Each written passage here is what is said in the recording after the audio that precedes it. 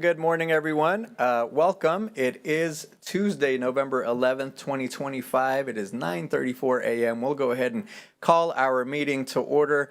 Thank you, board colleagues, Dr. Stubblefield, to all our staff present, and to all invited guests that are here with us, both in person and online. Welcome. Glad to have you all here. It's always great when we have a full boardroom with community members joining us. So, lots to get done today in our meeting. I do want to start off by saying Happy Veterans Day and thank you to all of the men and women and all of those who have served and who continue to serve. Mr. Mylan, thank you for your service. And to anyone else on our staff and to all of our guests that are present or are not here, thank you for your service, for all that you have done for our country, for our families, and for our citizens of this great country. Thank you for your service, and to our cadets that are with us, thank you for your service as well. We appreciate having you with us this morning. So again, thank you. Before I continue, just a quick note, if you do need interpretation for today's meeting, we do have our language interpreters available. If you need some assistance or need some type of interpretation, please let one of our staff members know, and we'll make sure that we have simultaneous interpretation available for you this morning. Si usted necesita interpretación en español o algún otro idioma, por favor déjenos saber. Tenemos intérpretes disponibles para poder apoyarlos con nuestra reunión en hoy día. So if you do need an interpreter or you see someone who needs an interpreter, just raise your hand, let one of our staff members know, and we'll make sure that we get you the interpreter for today. Again, welcome everyone, and we, as we do at every board meeting, we'll read our board norms and protocols. We agree to respect differences of opinions in making decisions for the district, to follow best practices in managing the superintendent and the management of the board itself, to stay on task when conducting business for the district, including while at board meetings, to never surprise the superintendent or each other when conducting official business of the district, to read these norms at the beginning of each board meeting and at board workshops as a reminder of how to conduct our meetings, and to continually self-check to determine if we are following our norms when conducting district business. And welcome. Thank you for joining us. With that, we'll ask for a roll call. Wanda Brownlee Page. Wanda Brownlee Page, present. Yolanda Clark. Yolanda Clark, present. Randy Lopez. Randy Lopez, present. Robert Mylan Jr. Robert Mylan Jr., present. Rachel Russell. Rachel Russell, present. And Dr. Nguyen. Dr. Nguyen, present. Thank you. Is there a motion today? I'm sorry. Hand over here that needed. Oh, for interpreter. Is there someone who needs interpreter? ¿Alguien que necesita intérprete en español? If we do have someone, if there is someone, if we can just keep an eye out if there's an interpreter. Thank you to our staff. No, thank you, Ms. Russell. Is there a motion to approve today's regular agenda as presented? So moved. Second. Moved and seconded. Any questions or discussion? Ms. Downing, roll call. Wanda Brownlee Page. Wanda Brownlee Page, yes. Yolanda Clark. Yolanda Clark, yes. Randy Lopez. Randy Lopez, yes. Robert Mylan Jr. Robert Mylan Jr., yes. Rachel Russell. Rachel Russell, yes. And Dr. Nguyen. Dr. Nguyen, yes. Thank you. Before we continue with the rest of our agenda, I'd invite you all to stand if you are able, and our cadets are going to lead us in the Pledge of Allegiance this morning. So please stand if you're able.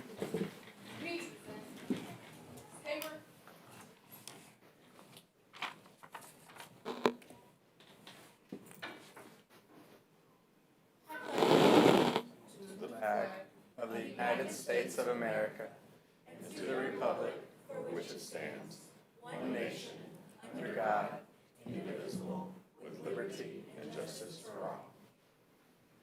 Thank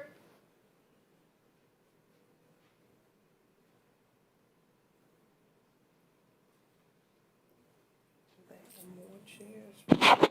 You may be seated.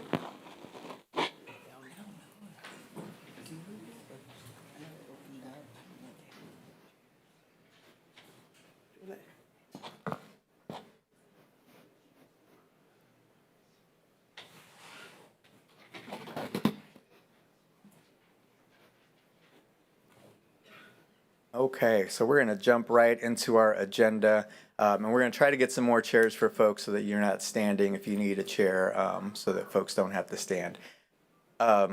All right, we're going to jump right into our agenda board this morning, and we can head down to the front off the dais. We have a special honor this morning where we get to honor a couple of veterans who are receiving their diploma today. So Mr. Hansford is coming to the podium and will share with us this special honor and recognition. I'd invite Dr. Stubblefield and my board colleagues down to the steps so we can recognize and congratulate our residents and special guests today. Thank you. Thank you, Mr. Lopez. Good morning to the board and to everyone present today. Good to see everyone. Operation Recognition is a gesture of gratitude from the state of Kansas, honoring the service and sacrifices of World War II, Korean War, and Vietnam War veterans. Many of these brave individuals were unable to complete their high school education upon returning from service, as they dedicated themselves to rebuilding their lives, entering the workforce, and providing for their families. This program seeks to honor their commitment and courage by awarding them the high school diplomas they rightfully earned. The program was established when former Governor Bill Graves signed a proclamation granting World War II and Korean conflict veterans the opportunity to receive honorary high school diplomas. Continuing this proud tradition, Governor Laura Kelly later expanded the recognition to include Vietnam War veterans. Since its inception, more than 400 veterans across Kansas have been awarded these honorary diplomas in recognition of their service to our nation. Today, on Veterans Day, the Kansas City, Kansas Board of Education proudly presents honorary diplomas to two distinguished veterans, Mr. Rick Luttrell and Mr. Victor Ivan Moreno, who served our nation with courage, dedication, and honor. I would ask that Mr. Victor Ivan Moreno step forward to receive your diploma. Mr. Moreno.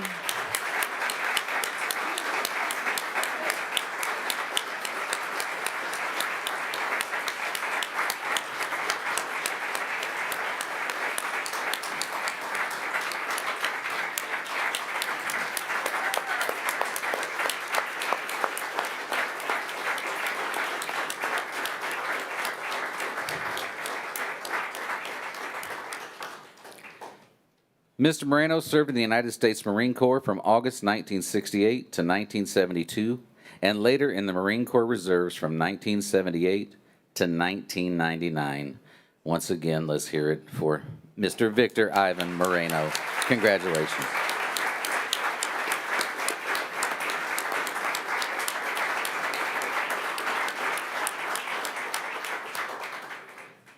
I would now ask that Mr. Rick Luttrell step forward to receive his diploma.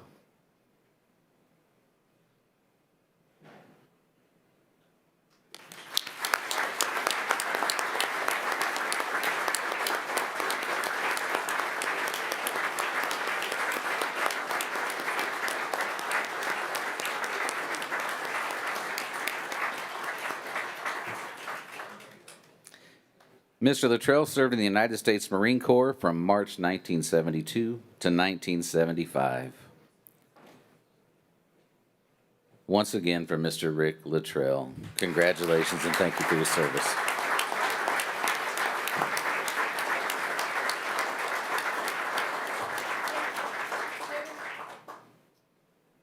We express our deepest appreciation to Mr. Moreno and Mr. Luttrell for their bravery, perseverance, and lifelong commitment to our country. Your service stands as an inspiration to all of us. Thank you again, sirs, and congratulations, and thank you for your service.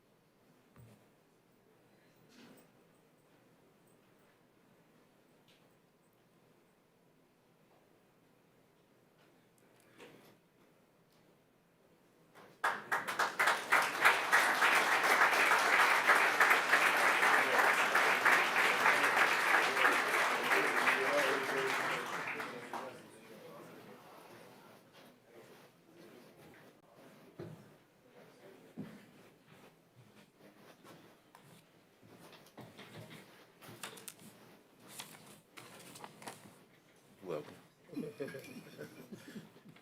can give me a plaque. No, no.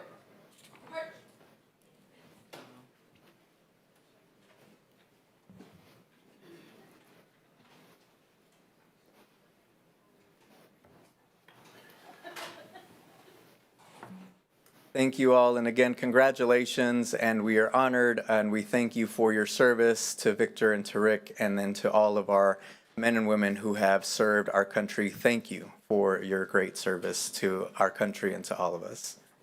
We are proud to be able to recognize you today.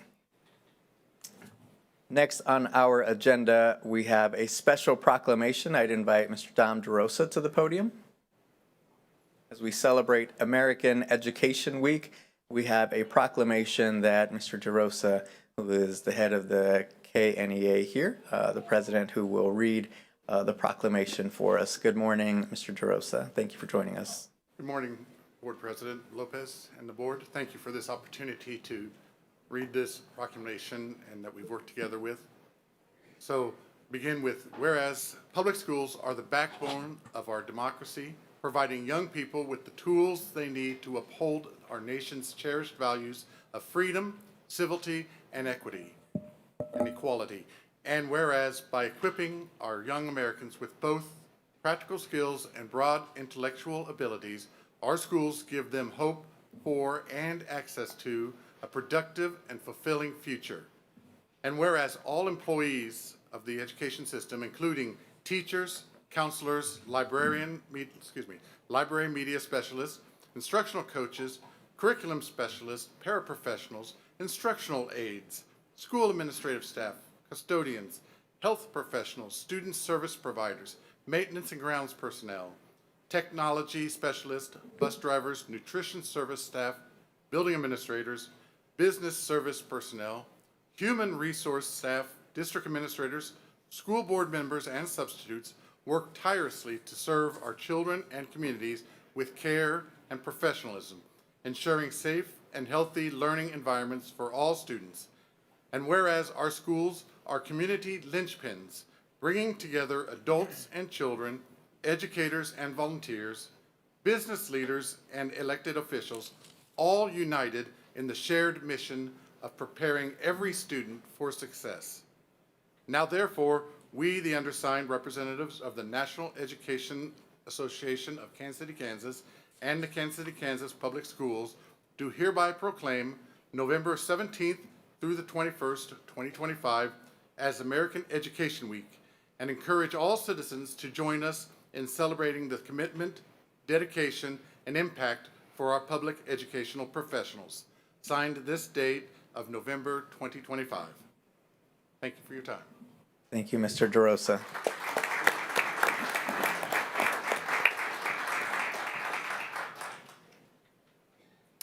Next, board, if you recall, last year we were honored to read a resolution from the governor, from the state, around Ruby Bridges Day. Today we bring forward a resolution from the district, which I will read this morning. Whereas Unified School District Number 500, Wyandotte County, Kansas, is a unified school district and governmental subdivision of the state of Kansas, existing by and under the authority of the statutes of the state of Kansas, and which provides educational services to the children of Wyandotte County, Kansas. And whereas Unified School District Number 500, Wyandotte County, Kansas, recognizes and appreciates the cultural diversity that exists in its district and stresses an appreciation for multicultural education, respect for diversity, and the enhancement of positive human relationships among its students, teachers, staff, and the larger community. And whereas the Board of Education recognizes the decision handed down by the United States Supreme Court on May 17th, 1954, in Brown versus Board of Education of Topeka, Kansas, that racially segregated public schools violated the 14th Amendment. And whereas on November 14th, 1960, Ruby Nell Bridges attended an all-white elementary school in New Orleans, Louisiana, as the only African American student enrolled at the school. And whereas the Kansas Senate and House of Representatives passed S.R. 1756 and H.R. 6047 respectively, commemorating 2025 as the 71st anniversary of the Brown versus Board of Education decision, which made segregation in public schools illegal in the United States. And whereas the Kansas Senate has recognized November 11th, 2025 as Ruby Bridges Walk to School Day in the state of Kansas. Now therefore be it resolved by the Board of Education of Unified School District Number 500, Wyandotte County, Kansas, that November 11th, 2025 be designated and observed as Ruby Bridges Walk to School Day, adopted this day by the Board of Education, Unified School District Number 500. Thank you.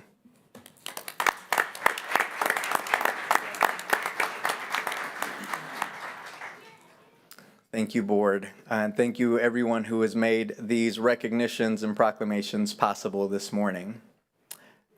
Next on our agenda, we have our National Institute for Construction Excellence, or NICE Award recipient, which will be presented this morning.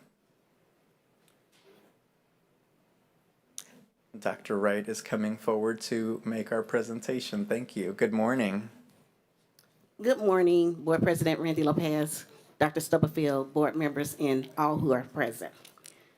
I am here to recognize, to proudly celebrate Mrs. Jody Reno, who is a phenomenally dedicated educator at Central Middle School, who was recently honored with the Partner in Construction Educator Award during the annual National Institute for Construction Excellence NICE Award luncheon on October 23rd, 2025. Mrs. Reno's passion for teaching and learning shines through in everything she does. A champion for STEM education, she works tirelessly to inspire students through hands-on learning and real-world experiences.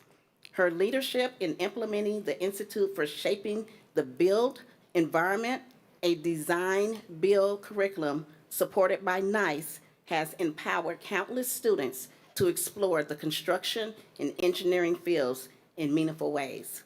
Beyond the classroom, Mrs. Reno sponsors debate, robotics, and Lego robotics, and is known for her enthusiastic support of all programs at Central Middle School. As an active member of the building leadership team, she contributes valuable insight to the school's ongoing improvement efforts and demonstrates a deep commitment to student success. Her dedication runs so deep that when her own children reach middle school, she chose Central as the place for them to learn and grow. Mrs. Reno is truly an asset to Central Middle School and to the Kansas City, Kansas Public School District. We congratulate her on her time well-deserved recognition and thank her for her unwavering commitment to preparing students for a future filled with possibilities. Sincerely, Dr. Yolanda Thompson, Interim Principal at Central Middle School, myself, Director of Diploma Plus College and Career Programs, and Kelly James, Career and Technical Education Coordinator. Congratulations. Reno, Reno.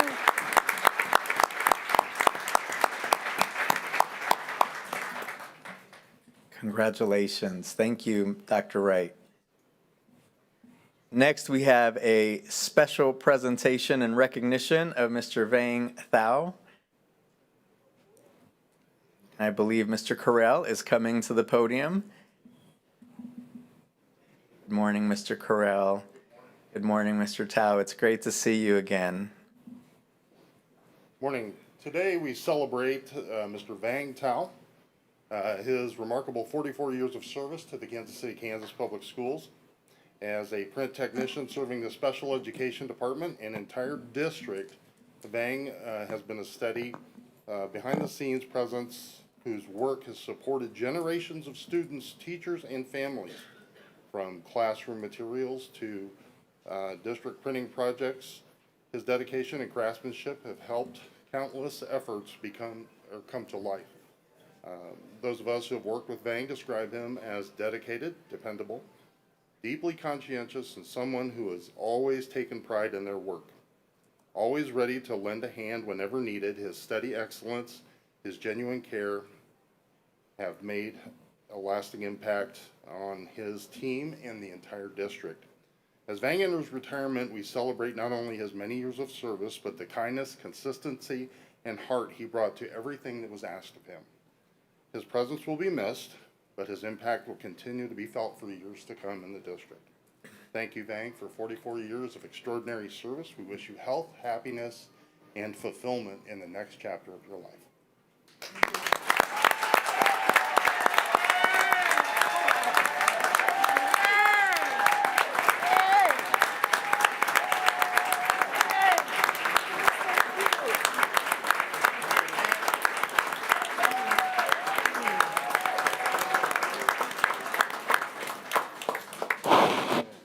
Right.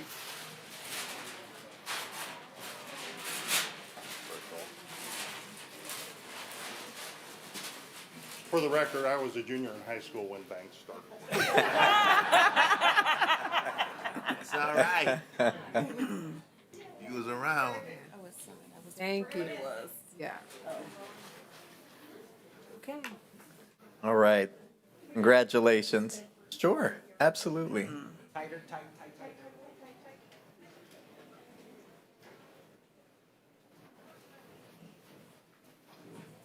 Long time no word. Miss Anderson.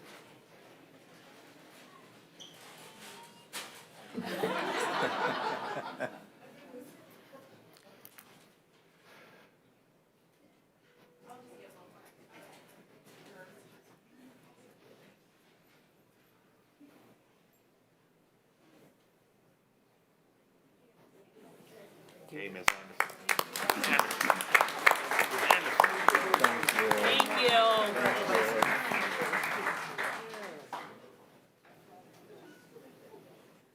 Next, we'll invite Miss Ruchi. Thank you, Vang. Next, we'll invite Miss Ruchi Favreau as we have another recognition of service. Good morning. Good morning, Board President, Dr. Stubblefield, and Board of Education. It is my honor to recognize Miss Wanda Gibbs. Would you mind coming and standing beside me? It is my honor to recognize Miss Wanda Gibbs for her 48 years of service to Kansas City, Kansas Public Schools as a dedicated team member of nutritional services. Miss Gibbs has been known for her unwavering commitment, reliability, genuine care for students and colleagues. Her hard work and positive spirit have nourished generations of learners and strengthened district's mission of inspiring excellence, every grown-up, every child, every day. It is my privilege to work alongside her. We thank her for nearly 5 decades of service and wish her all the very best in her well-deserved retirement. Congratulations, Ms. Gibbs, and thank you for your service.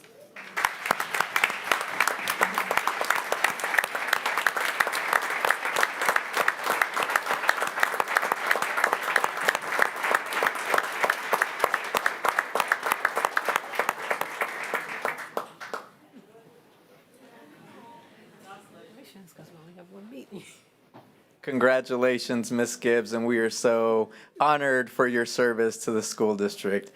Thank you and best of luck in your next journey. Yes. Right.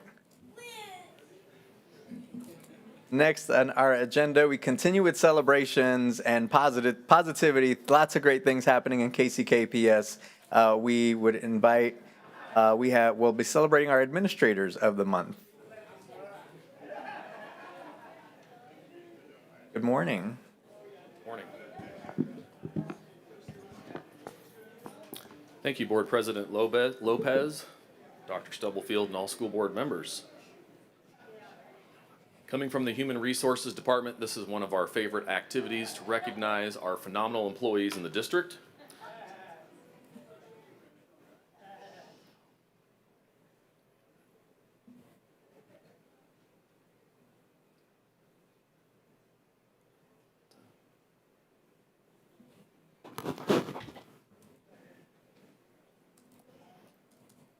We have a presentation. Give me just one moment.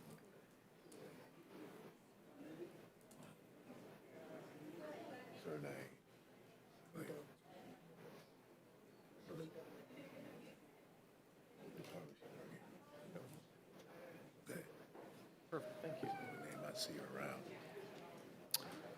Our first recognition is for our District Leader of the Month. Please join me in recognizing our first honoree, Mr. Samuel Simmons, Sr., Executive Director of Athletic Activities and Student Development at the Central Office, nominated by KCKPS District Leaders. Samuel is an exceptional leader, known for his professionalism, thoughtfulness, and integrity.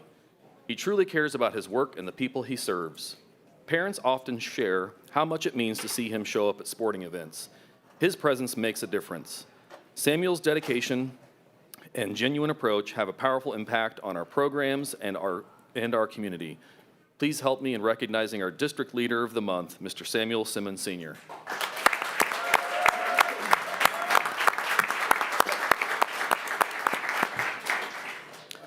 Our next award goes to Elementary Administrator of the Month, Mrs. Monica Randall, Principal at West Park Elementary.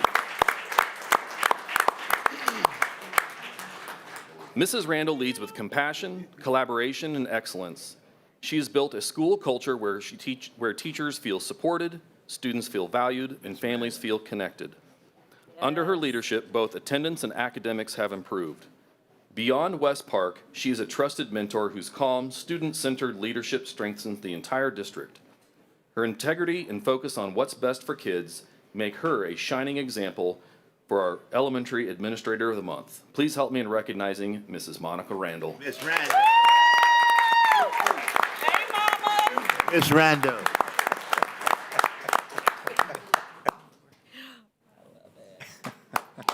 All right, y'all. Next, we honor our Middle School Administrator of the Month, our honoree, Mrs. Catherine Carter, Assistant Principal at Eisenhower Middle School, nominated by KCKPS District Leaders. Ms. Carter is known for her leadership, resilience, and commitment to both staff and students. A proud graduate of the Aspiring Principals Academy, she continues to learn, grow, and lead with optimism.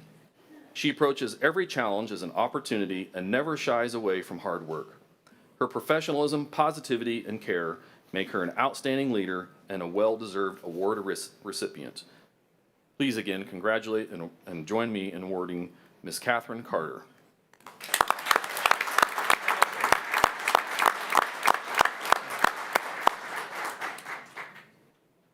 Our next honoree is for our High School Administrator of the Month. Please help me celebrate Ms. Dana Mae Abram, Assistant Principal at Schlegel High School.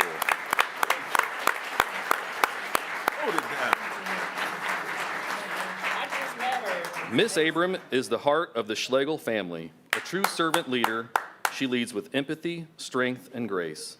She builds deep relationships, offering encouragement and support that make everyone believe that they can overcome any challenge. She chaperones students to Future Ready KC, the 3DE experience, served on an impromptu panel, and even sang at convocation with the Schlegel Chorale. Dana Mae truly embodies servant leadership and spirit. Please help join me in celebrating Miss Dana Mae Abram.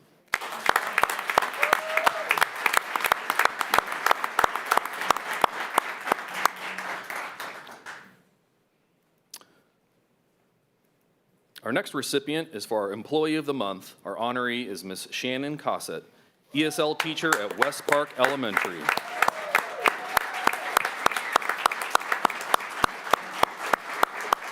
From day one, Shannon jumped in with enthusiasm and care. She helped organize Trunk or Treat, supported family advocacy conferences, sponsored student council, and coordinated the Possum Students Recognition, all while being an outstanding ESL teacher whose classroom recently hosted visiting instructional coaches. Shannon truly lives our theme, every person impacts culture. She leads with love, energy, and excellence every single day. Please help me in congratulating Miss Shannon Cossett.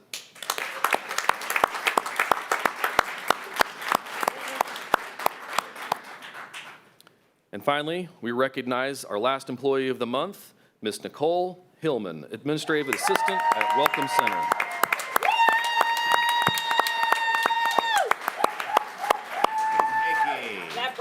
Nicole brings professionalism, calmness, and kindness to one of the busiest spaces in our district. She welcomes every visitor with a warm smile and ensures that every family feels supported, even bridging language gaps with translation tools and patience. Nicole learns quickly, anticipates needs, and helps our team serve families better every day. As the face of our district, she represents us with pride and care. Congratulations to our November 2025 Employee of the Month, Ms. Nicole Hillman.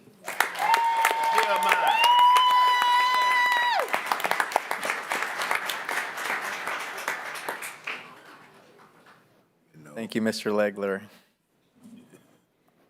We'd invite up Mr. Hansford to the podium, and as Mr. Hansford gets started, just a reminder, we will be taking a photo with the board and all of our employees of the month and our students of the month after we do the recognition, so don't leave quite yet. If you can stick around, we'll take pictures with those employees and students of the month and their families after the recognitions. Good morning, Mr. Hansford. Good morning, everyone. It is with great excitement and pride that I introduce our students of the month. And first up, we have our Early Childhood Student of the Month, Benjamin Romo from Morris Early Childhood Center.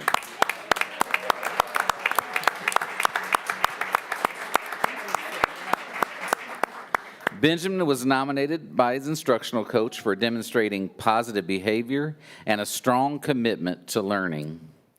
She shares that Benjamin has worked diligently this year to collaborate with his classmates and follow school expectations. He arrives each day with a positive attitude and an eagerness to learn. Benjamin's dedication has led to tremendous growth, allowing him to transition from a part-day to a full-day schedule. We are proud to celebrate Benjamin's progress and the wonderful example he sets at Morris Early Childhood Center. One more time for Benjamin Romo.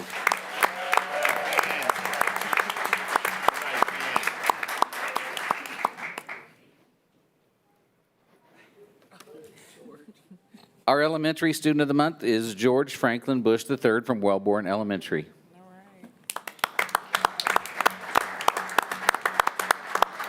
Unfortunately, George was not able to join us, but I'll read what Principal Cheney has to say about George. George was nominated by Principal Cheney for his outstanding character and positive influence at Wellborn. He exemplifies kindness, curiosity, perseverance, and integrity, values that reflect the best of our school community.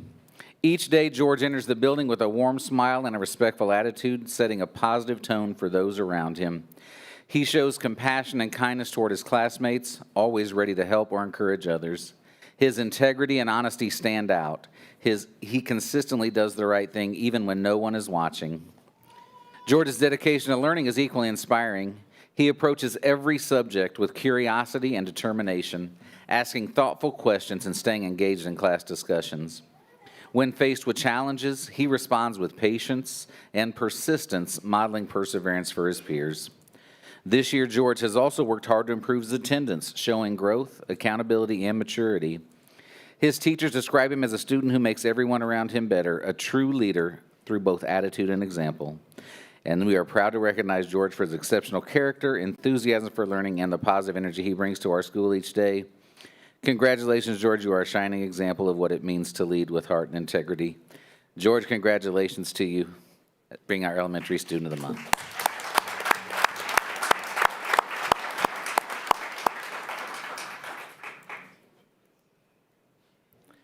Our Middle School Student of the Month is Sofia Cerrone Larios from Gloria Willis Middle School.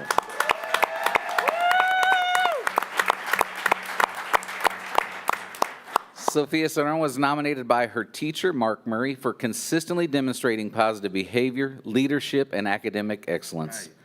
She is an exceptional student who shows responsibility, focus, and dedication in all that she does. Sophia sets a strong example for her peers by staying on task, completing her work with care and quality, and fully engaging in every learning opportunity. She actively contributes to classroom discussions, asking insightful questions, and continually strives to deepen her understanding of the material. Beyond her own academic success, Sophia supports her classmates by offering help, encouragement, and guidance, fostering a positive and collaborative classroom environment. Her kindness, positive attitude, and strong work ethic make her a natural leader and role model for others.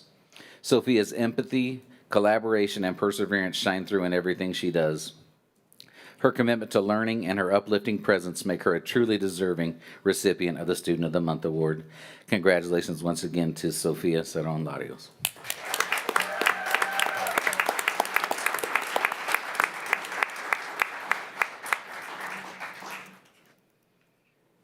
For our high school student of the month, it is Maria Lamos Albarracin from Wyandotte High School.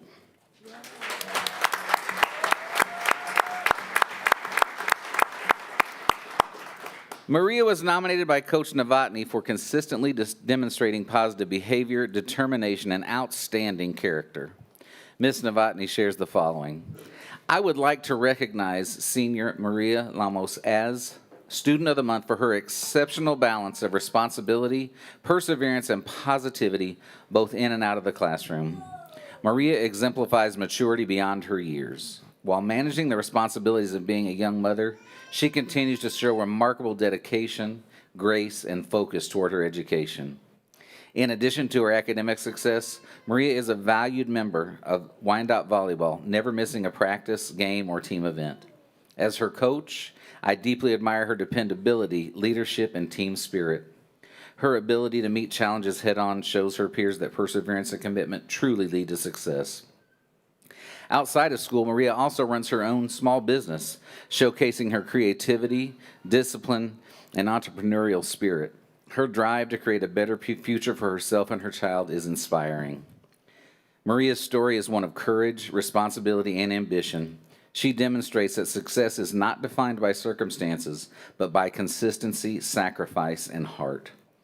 Maria is an inspiration to her peers and to all of us, an outstanding example of true Bulldog pride. Congratulations, Maria.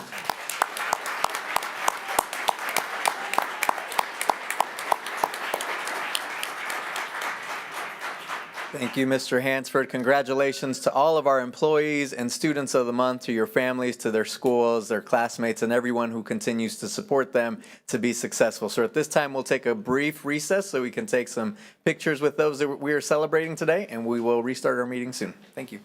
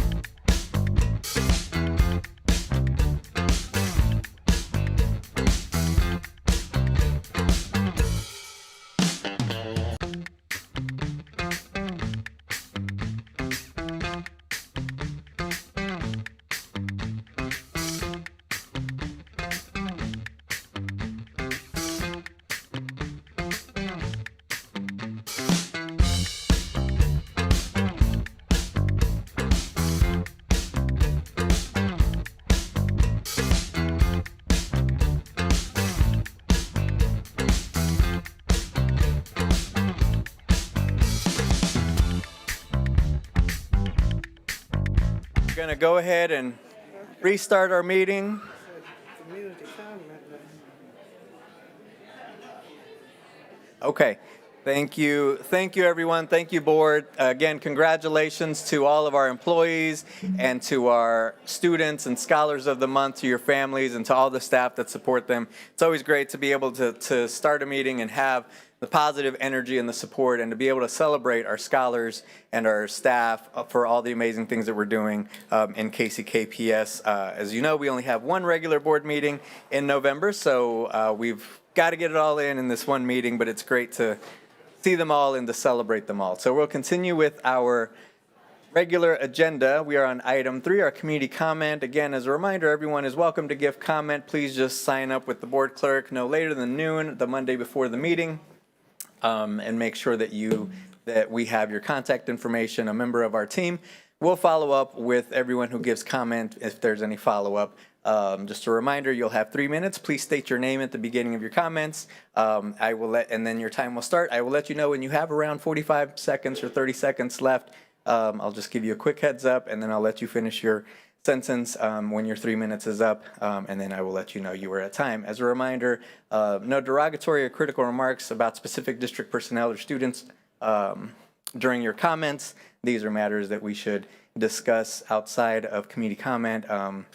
We are going to, and we've asked for those that are giving comment on boundary proposal we're going to move your comments to when we have the part of the agenda with the boundary proposal, so that they can go along with the boundary agenda item. But we do have one person who needs to speak now, so we'll make sure that we get you on the agenda to start with. So again, thank you for coming to speak to the board. With that, I would call up, so on the agenda, we have Miss Emily, Mr. Kurt, and Erica. We will move you to the item where the boundary proposal is being presented. But I would call up Miss Julie Pierce Valladares to the podium.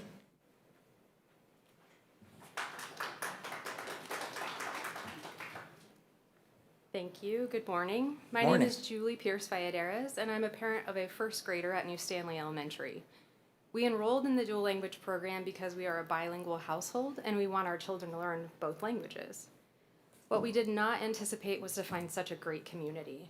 From the first day of school when our son was screaming, "I'm never going in there," the teachers and principals were kind and patient, helping him eventually get in the building. I see the middle and high school students picking up their siblings, greeting the teachers that they knew from their time at New Stanley. It's a beautiful connection and bond that has been formed from being in a smaller, close-knit environment. My son is quiet and shy. He struggled with the transition to kindergarten and making friends. But just this morning, he was worried about being late for school and missing the before-school chat time with his friends. I credit this growth to the environment at New Stanley. It's smaller, quiet. It allows him to come out of his shell at his own pace. I have concerns about what will happen if he's moved into a school nearly 3 times the size. Despite our commitment to prepare him, I fear a school that size would shut him down socially and hinder his academic progress. As I sat down to put my thoughts together, I realized I'm a product of an elementary school similar to New Stanley. I had a school of similar size where teachers in every grade knew us and where the cafeteria staff were our neighbors. I walked to and from school with my siblings and neighborhood friends. Walking home taught us responsibility, not just for ourselves, but to each other. And it taught us independence. Valuable life skills that New Stanley students are learning as they walk to and from school with each other every day. Opportunities that will no longer exist if they're bused up the hill.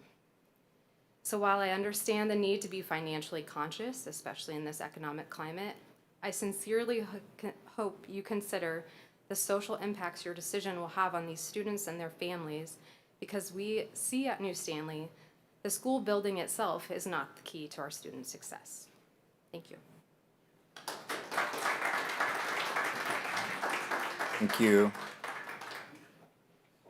And then I believe Mr. Sabia will move you to the agenda where the boundary proposal is being presented, if you're okay with that. Thank you. We'll next call up Mr. Skylar Myers to the podium.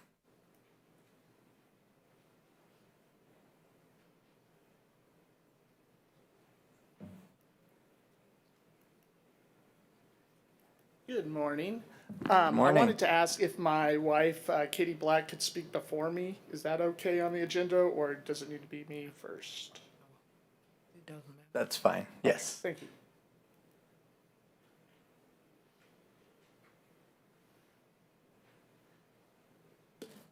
Good morning.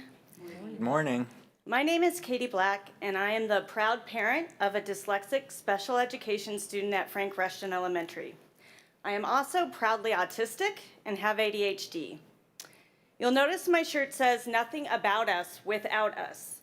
And when I say us, I truly mean it. I'm not just speaking for my child or the district's other special education children. I'm speaking with them as someone who understands what it means to have a brain that thinks and learns differently.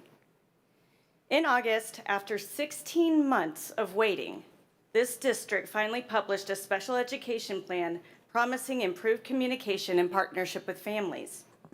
But oddly, yesterday, the district implemented changes to my child services without ever notifying us.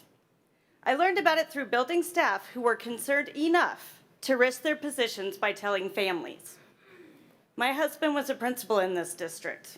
I was an alternative school teacher for over a decade.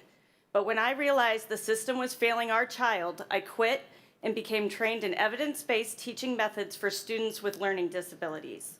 Since then, I've trained teachers and counseling staff in neighboring districts about working with neurodivergent children. I started a support group for families navigating the system with dyslexic students. But our own district won't inform me before making decisions about my child's education. I've been told that the law doesn't require notification for staffing or time changes. But just because something might be legal doesn't make it ethical. This is the third time in 2 years this has happened to my family. In July, they tried to reassign my child's teacher. That decision was reversed. But the district made it very clear in the prior written notice that it was not due to our family's objections. In fact, they wanted it in writing that our input doesn't matter to them. 3 months after publishing your action plan, here we are again. Families learning through back channels because the district can't or won't tell us directly. The University of Kansas documented centralized decision-making that excludes family and staff. Your action plan was supposed to fix that. 3 months later, nothing has changed. So here's what I'm asking. Include us in decisions from the beginning, not after staff warn us changes are coming. When parents who spent careers serving vulnerable students tell you something will harm our children, listen to us. I can't fix a broken system by myself. That's our collective job as a community. It's time to stop writing action plans and start taking action. Nothing about us without us. For my child and the other children in this district.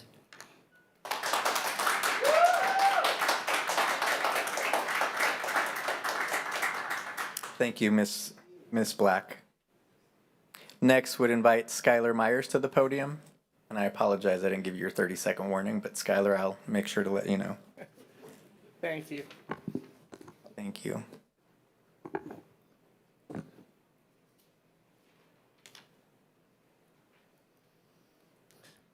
Good morning. My name is Skylar morning. Myers.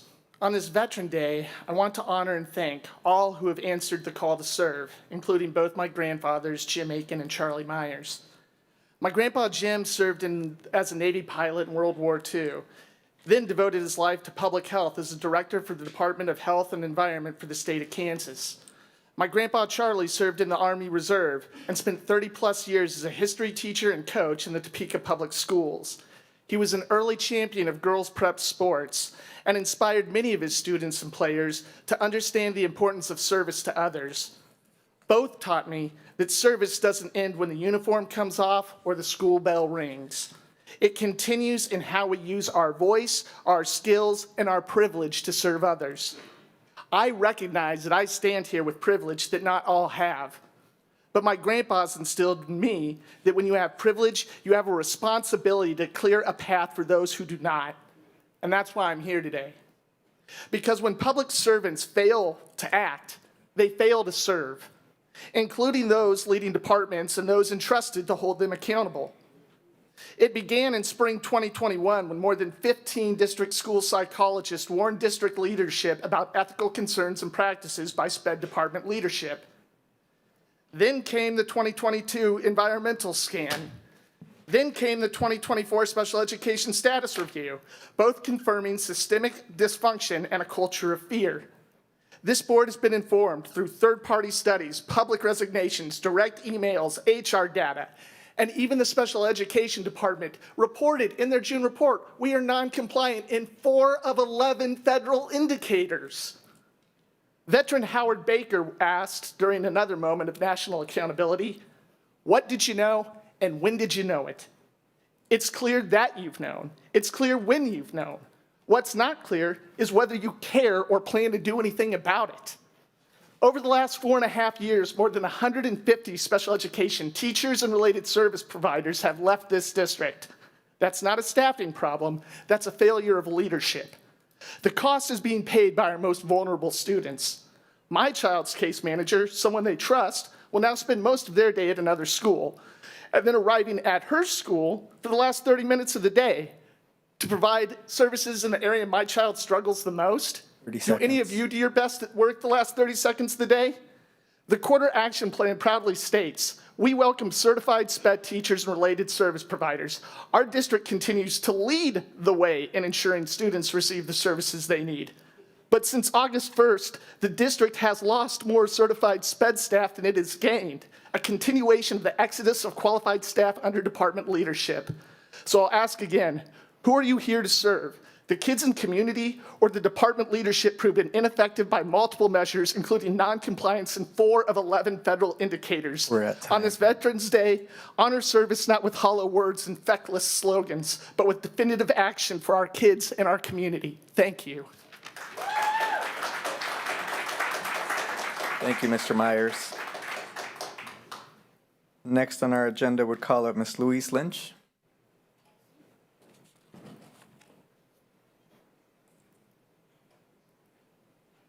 Mr. Lopez, can we get a copy if they have anything written? Yes, if anyone who has spoken or will speak today, if you have a copy of your remarks, if you would please leave that with our clerk today, or you can email it to us either way, and we'll make sure that the full board has a copy of your remarks. And that's an invitation to anyone that's speaking today. Thank you.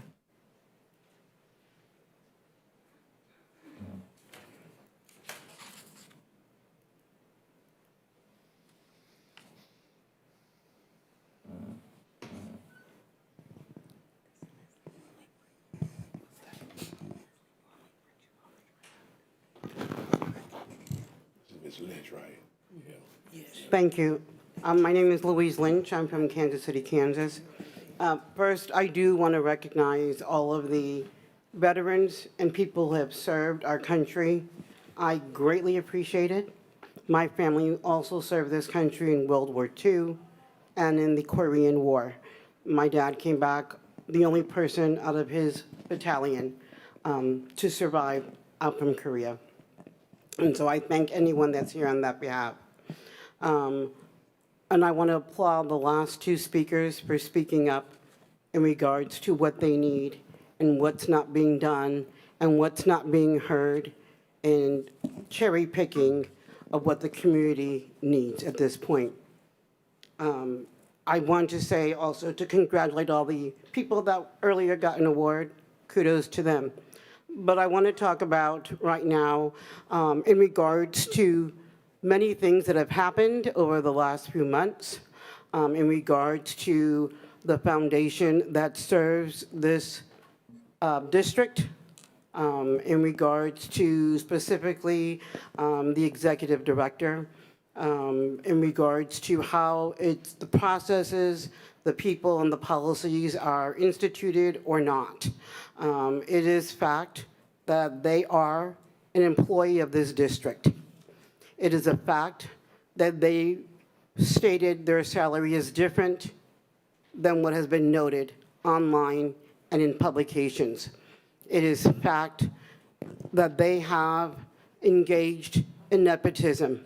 It is fact What I'd like to know. Ms. Lynch, what I'd- I'm just gonna ask okay. that you refrain from I'd utilizing. like you to, hang on a second.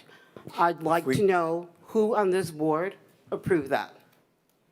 I'd like to know who on this board thought it was okay for those things to take place. And if we can Because it just, violates statutes of the state and it violates your own policy.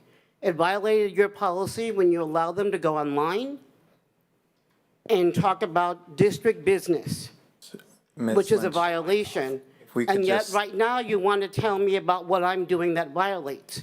if we But could I'd refrain like to- from identifiable information. I'm please, not Ms. Lynch. mentioning any names, and I understand that's what the particulars are, and I haven't mentioned anyone's You name. have identified the seconds. person based on your Excuse thing. me, I Ms. gave Lynch, a I'm gonna title. ask you again I to gave a please title. refrain. So I gave a Just- title. I reclaim we're my gonna, title. Miss, It's the grade. we're gonna, Greg here.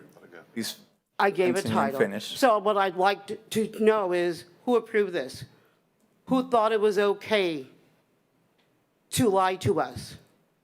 Who thought it was okay to deceive this county in allowing lies to perpetuate that has now affected our government? 20 seconds, Ms. Lynch. This is not acceptable. The ultimate person responsible, because this is also in their MOU, is our superintendent. You have the ultimately responsibility, and I'd like to ask you to resign because you're not Miss- able to answer these questions. Ms. Thank you. Lynch, you're at Ms. Lynch.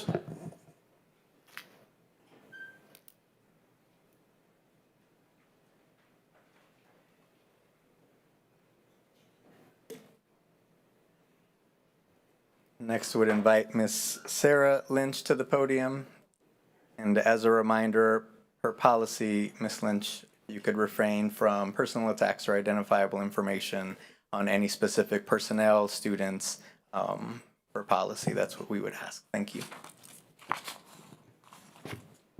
I don't have any personally identified information, and I wouldn't give that regarding the topic that I'm speaking of anyway. I also do want to recognize everyone that was recognized earlier today and say good job, congratulations, and you all are very awesome. I've come in front of you today to bring back to the forefront of your mind the topic that I spoke about in the last meeting that I was here, the bullying of children for being from either a different country or from speaking a different language.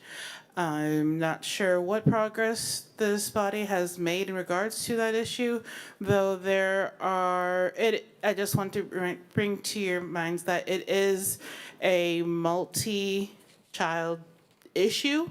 It is multiple situations. It is multiple schools. Since the last time, we have received more calls from more than just those that you know of, I'm pretty sure. And the irony of today being Ruby Bridges' walk to school day, and that the issues that are starting in schools are following the children off property, off the school campus and to their homes as they are being attacked even as they try to make it to and from school. I'd like to know, have you guys issued a statement condemning this kind of acts or behaviors, saying that you as the school board or as the school district do not condone such issues? Have you reached out to any of the other migrant communities and given your support there? How have you guys handled this, or how are you working towards protecting all of your students? Because this is a matter of student safety. 30 seconds. That's all. Thank you for your Thank you, time. Ms. Lynch.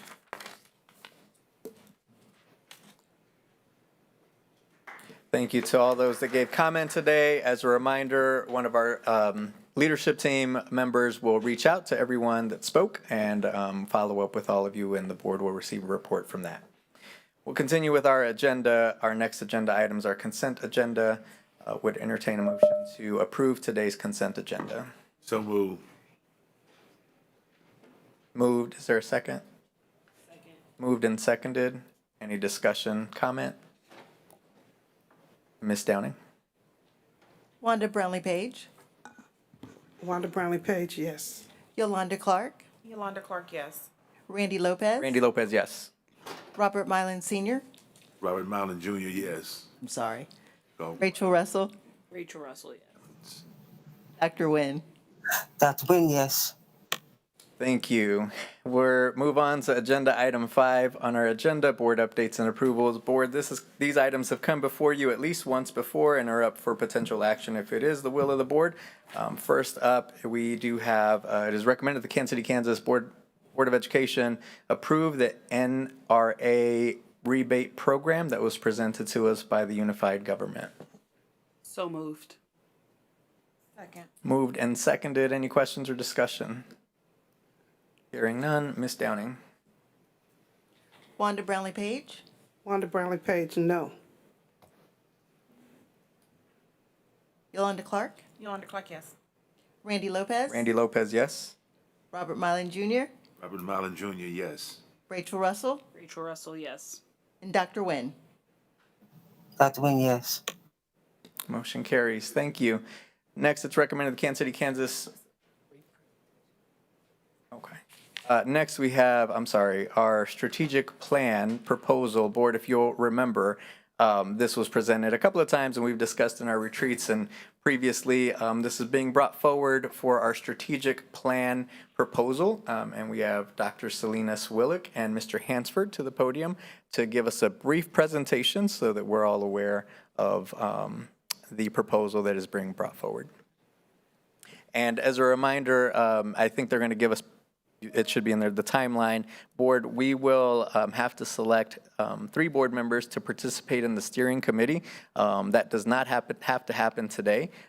If you were interested in serving in the steering committee, a couple of you have already reached out, please let me know, and we will make sure that we vote on who, or make recommendations on who will serve on the steering committee. We'll also ensure that those board member elects have the opportunity to express if their interest as well. And those meetings are full-day meetings. We will start with the strategic plan. I'm jumping into your presentation. I'm so sorry. We'll start in December, January, and go through the early part of next year. So. Thank you. Okay, thanks for having us back here to the podium today. Happy to be here to share some of the highlights of the upcoming strategic planning process. I am Kevin Hansford, Deputy Superintendent. I'm going to actually let Dr. Selena Swillick, she's going to start us off with the presentation to kind of give the overview of how we got to where we are right now. All right. Hello, President Lopez, Vice President Rachel Russell, and members of the board, and Dr. Stubblefield. As you know, here in KCKPS, we are laser focused on our North Star Diploma Plus. It's with that goal in mind that we are launching the development of a new strategic plan, our roadmap to the North Star.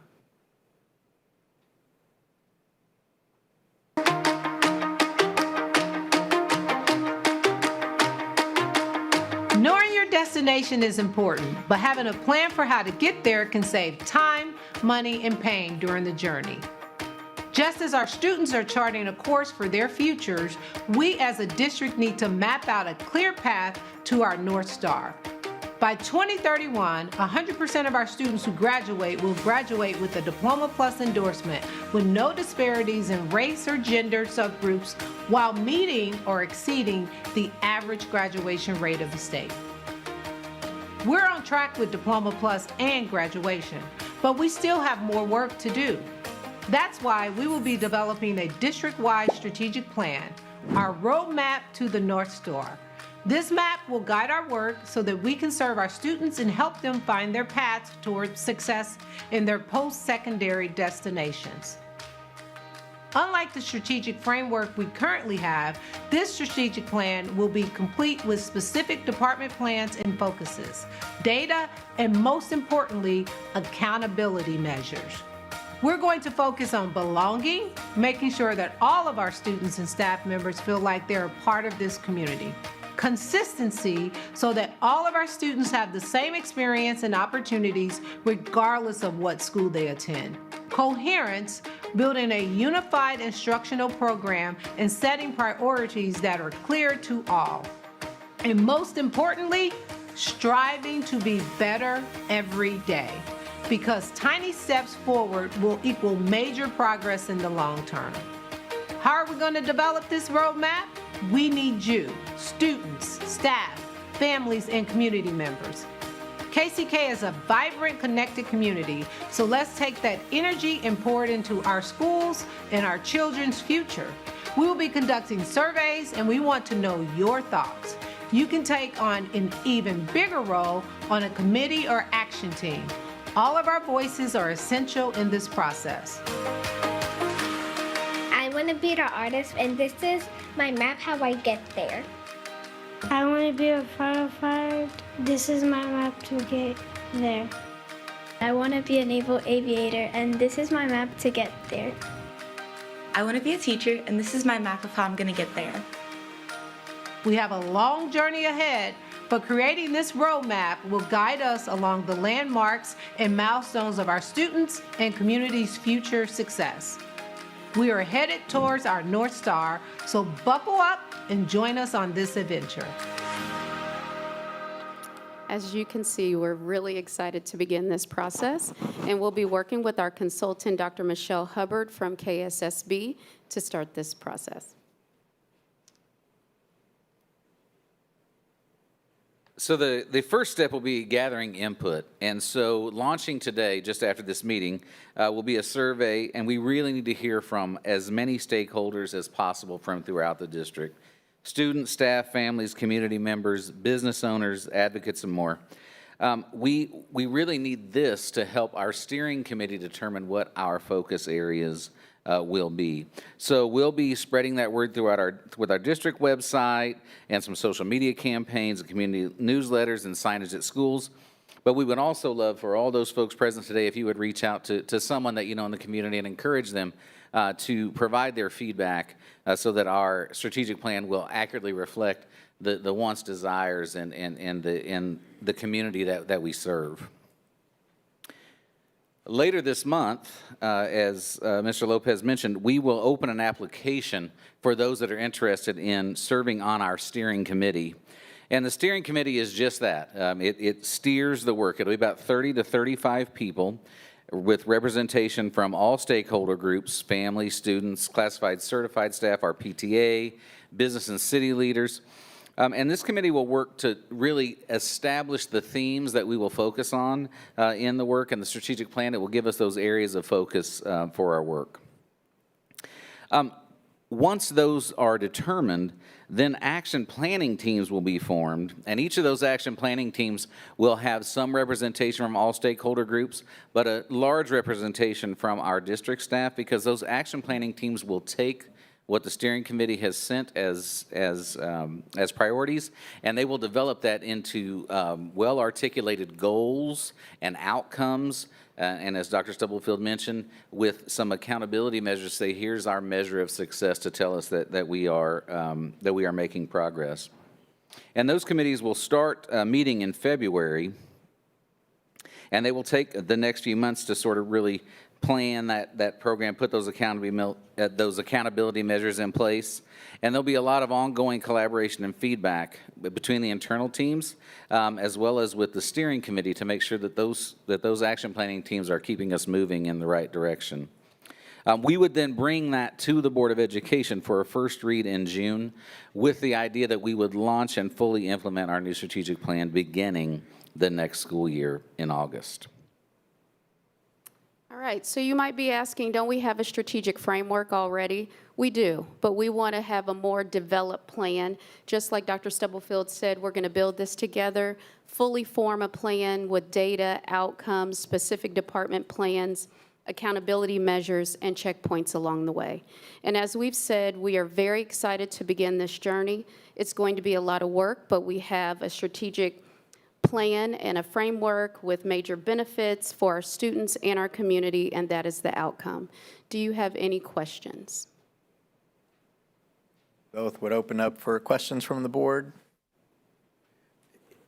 Ms. Brownlee Page. We're going to start with a survey. Will we have some in-person meetings too, just in case people aren't able to utilize that tool?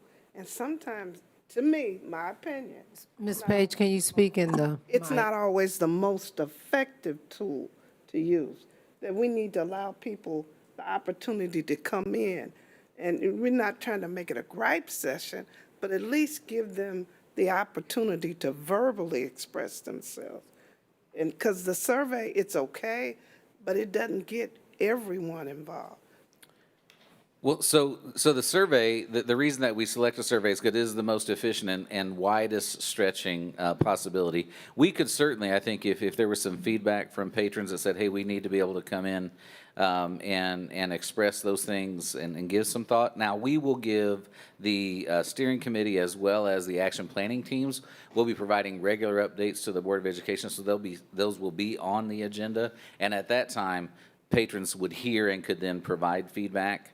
What you'll see in a survey also is not just a typical survey. It really is about setting direction for us. So it asks really big questions, specifically, what are the skills and abilities that our students need most to be effective in the world? What are some of the things that we need to be providing them?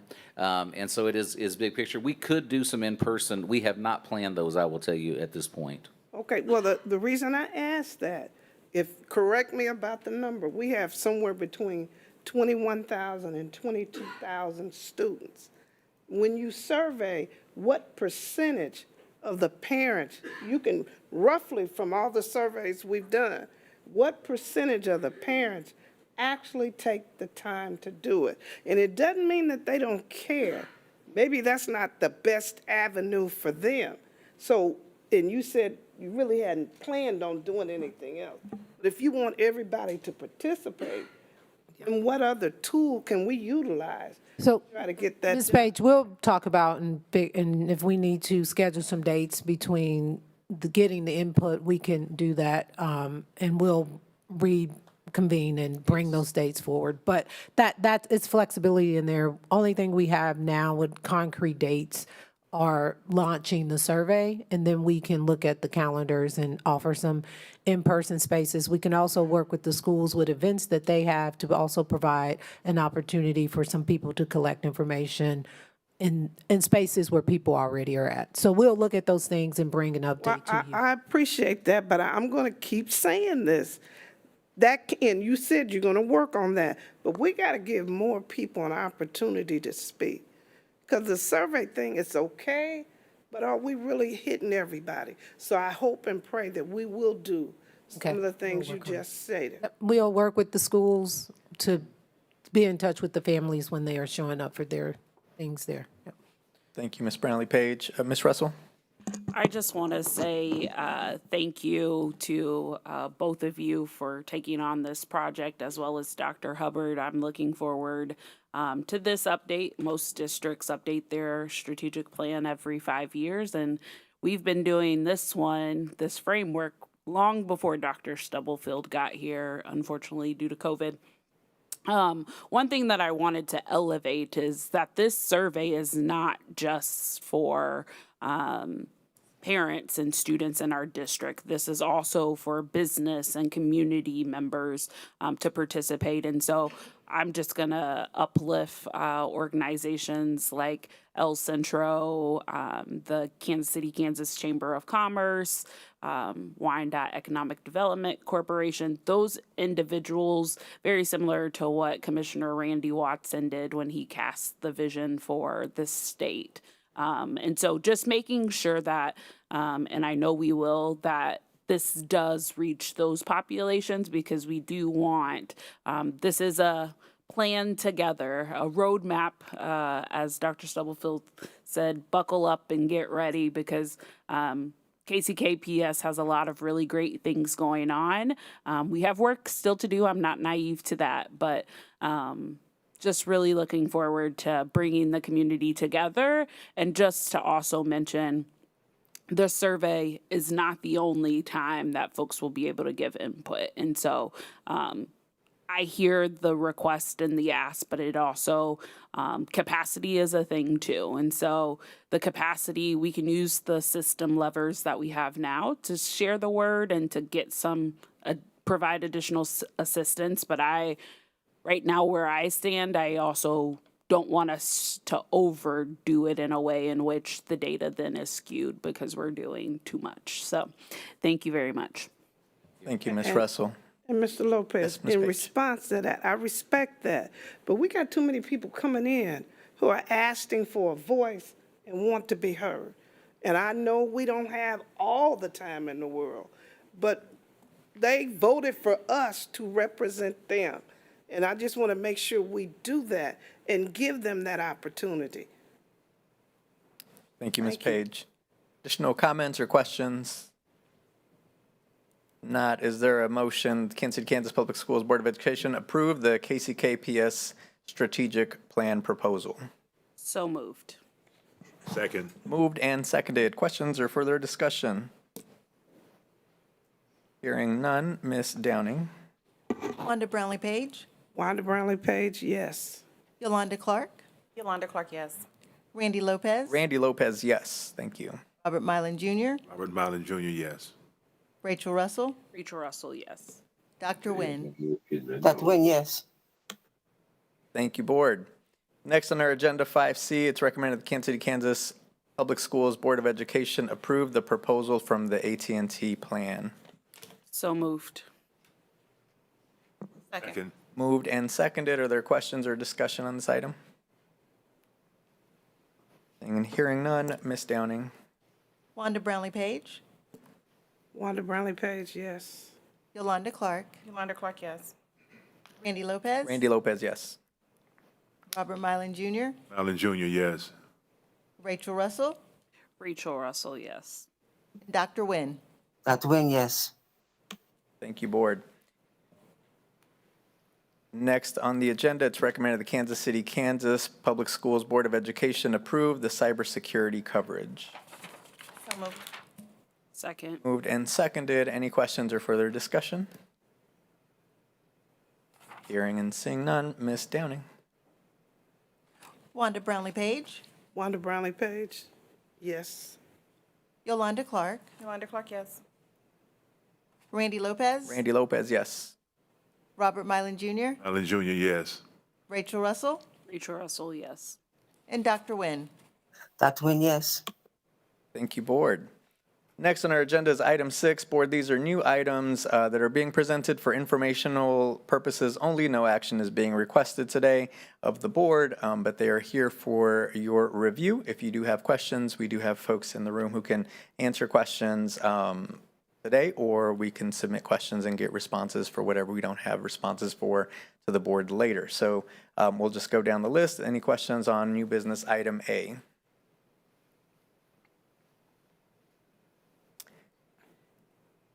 Any questions on new business item B? I do have a question for Wayne or Doug. And really, if you could walk me through what we're looking at here, because the first item B says the Sumner addition, but then item C says New Central. Yeah, we have And those probably a little Sumner. bit backwards if you just reverse C and B, but let me go to. Say that one more time. We have those a little bit backwards on the agenda. Item B is actually an amendment to the contract, which we haven't actually approved yet. That's the next item on the agenda. So item B is their guaranteed maximum price for the construction of the Sumner addition only. So C should be B, which is the actual contract Correct. for both Sumner and New Central. Right. Yeah, they're all informational items, so maybe next time when we go for action, we'll do it in the, Well, I guess I don't understand now, if you put it that way, why there's an amendment to a contract and not just fixing it. this is the way it's typically done. You have your overall writing, your contract, the AIA 133 is the contract, and then for each project that they do under that contract, they will bring back an amendment to set the guaranteed maximum price for each Which is project that's under that contract. which is B. Correct. Correct. Okay. And so they've already established it for Sumner, but they'll do the other ones in the future. Right. Sorry. For B. Yeah. The maximum price. Price for B is for Sumner is established based on B. yeah. But the maximum price for Central is not established. It's not established yet. We're still going through that process. They'll Okay. go through Sumner. Okay. They've bid, gotten the bids back, vetted those bids, and that's why they're at a point where they can bring back a guaranteed maximum price for that project only. Okay. We're still, that process is in the future for all of the rest of the projects. And I am also noting for the board clerk that Don, B and C, when it comes back, should be swapped. Thank you, Ms. Russell. Additional questions on, we'll just take items B and C together. Any questions from other board members on? Take them together? You're not. It's just informational, yeah. But so if there are any questions on either items B or C? Okay, no additional questions. Thank you, board. We'll note that change for the next agenda item when they do come back for potential approval. Any questions on item D, the Newkirk Novak contract for bond projects?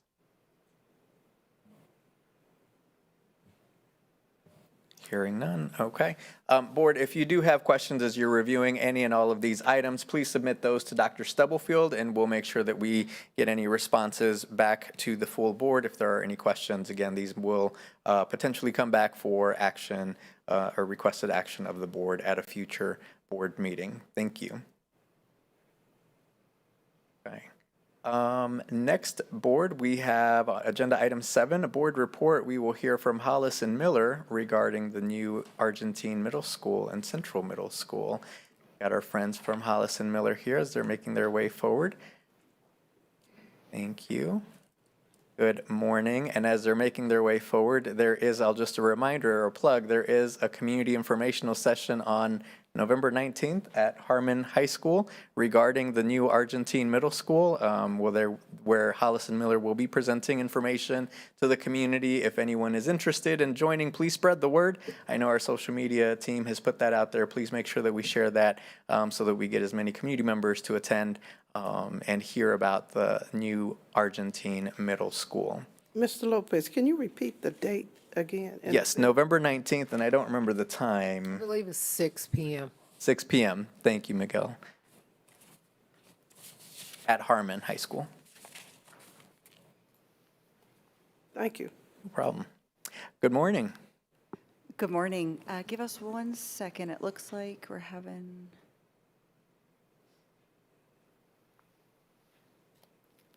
Okay.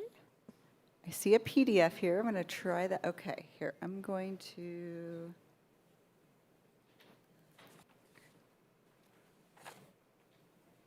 Okay, it looks like our PowerPoint is not loading, so we're going to try and present off the PDF, and we'll scan through that. So bear with us for that.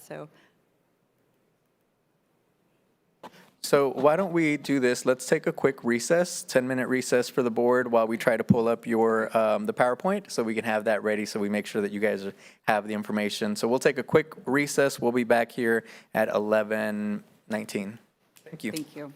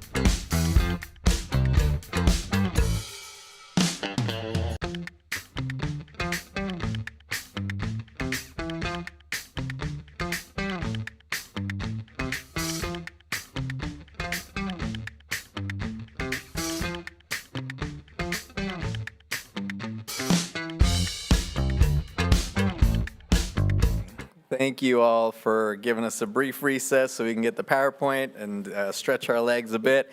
Let's try this again. Good morning. We've got our partners from Hollis and Miller with us this morning as they're going to go through a presentation with us and discussion. So good morning. Thank you for being here. Good morning. I'm used to saying good evening to you guys. Yeah. So good morning. Excited to be here and to share some additional updates on the current bond projects. So as a quick reminder, I am Megan Barnes, client leader with Hollis & Miller. I have Julia Cusco and Vatsal Patel here with me today that are going to present on Central and Argentine. And then Kate's hanging out in the audience with Keegan.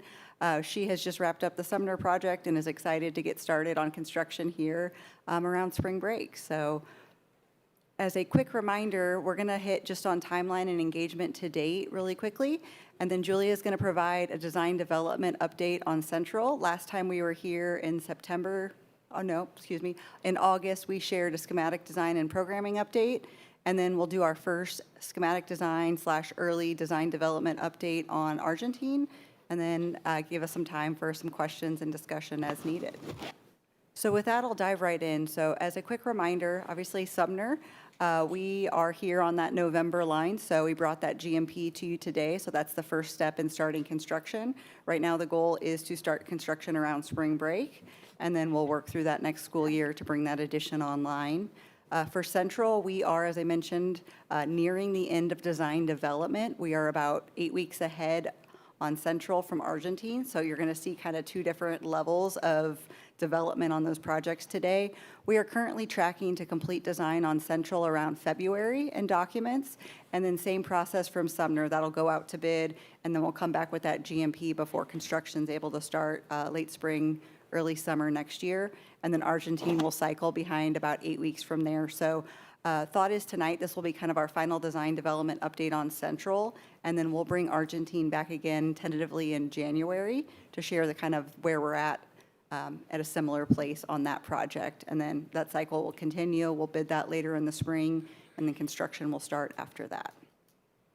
So did want to just step back a little bit, and this process has been really great. We started in May with engaging students and staff and facilities groups on all these projects to start to layer in those levels of impact to make sure that we're hearing from students, staff, the community. We also had the great opportunity to go back and do a post-occupancy evaluation on Carl B. Bruce and Gloria Willis to really give us a good starting point to understand what was working well there, that we could continue from a parity standpoint, and some small adjustments that needed to be made to make sure that we're best supporting students and staff where they're at, and also planning for those future opportunities.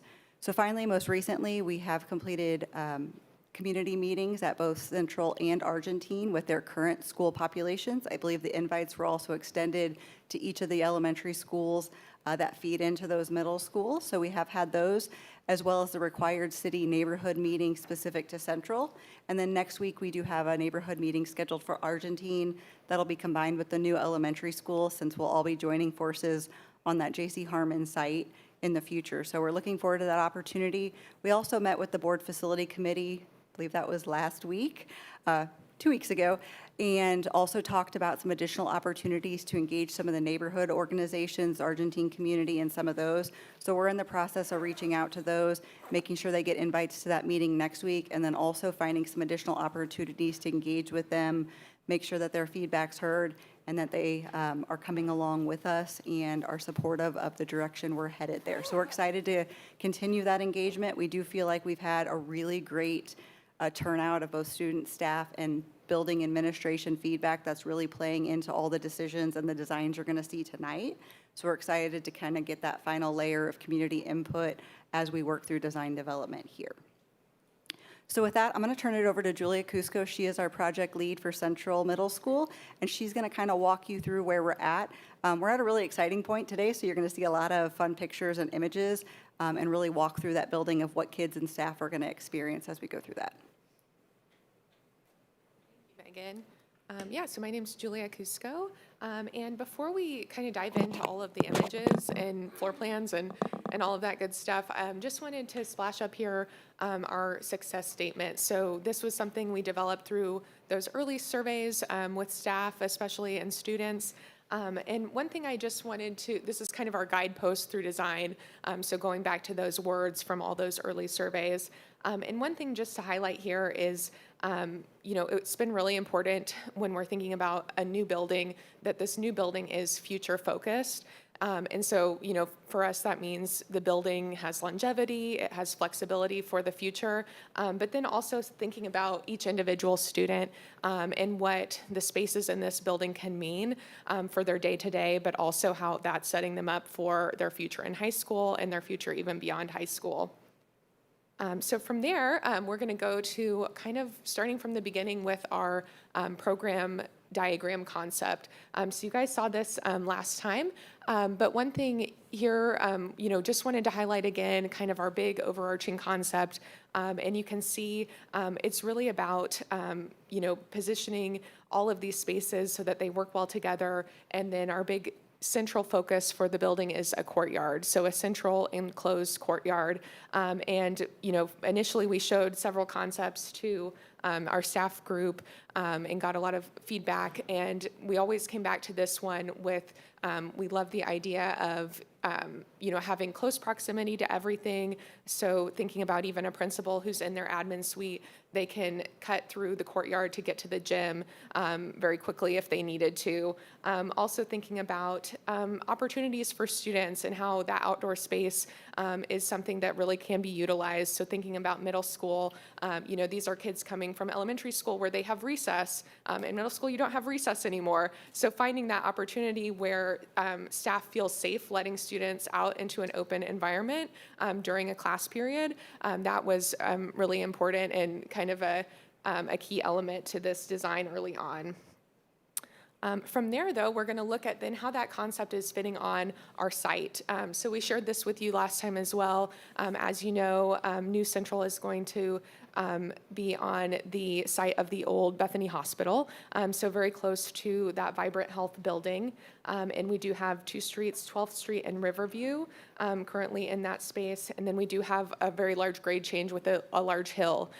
So as we're kind of positioning the building on that site, we want to kind of strategically use our program, the best that we can. So we positioned those community spaces like gym, cafeteria, performance. Those are kind of built into the hill. So those are big spaces for big gatherings.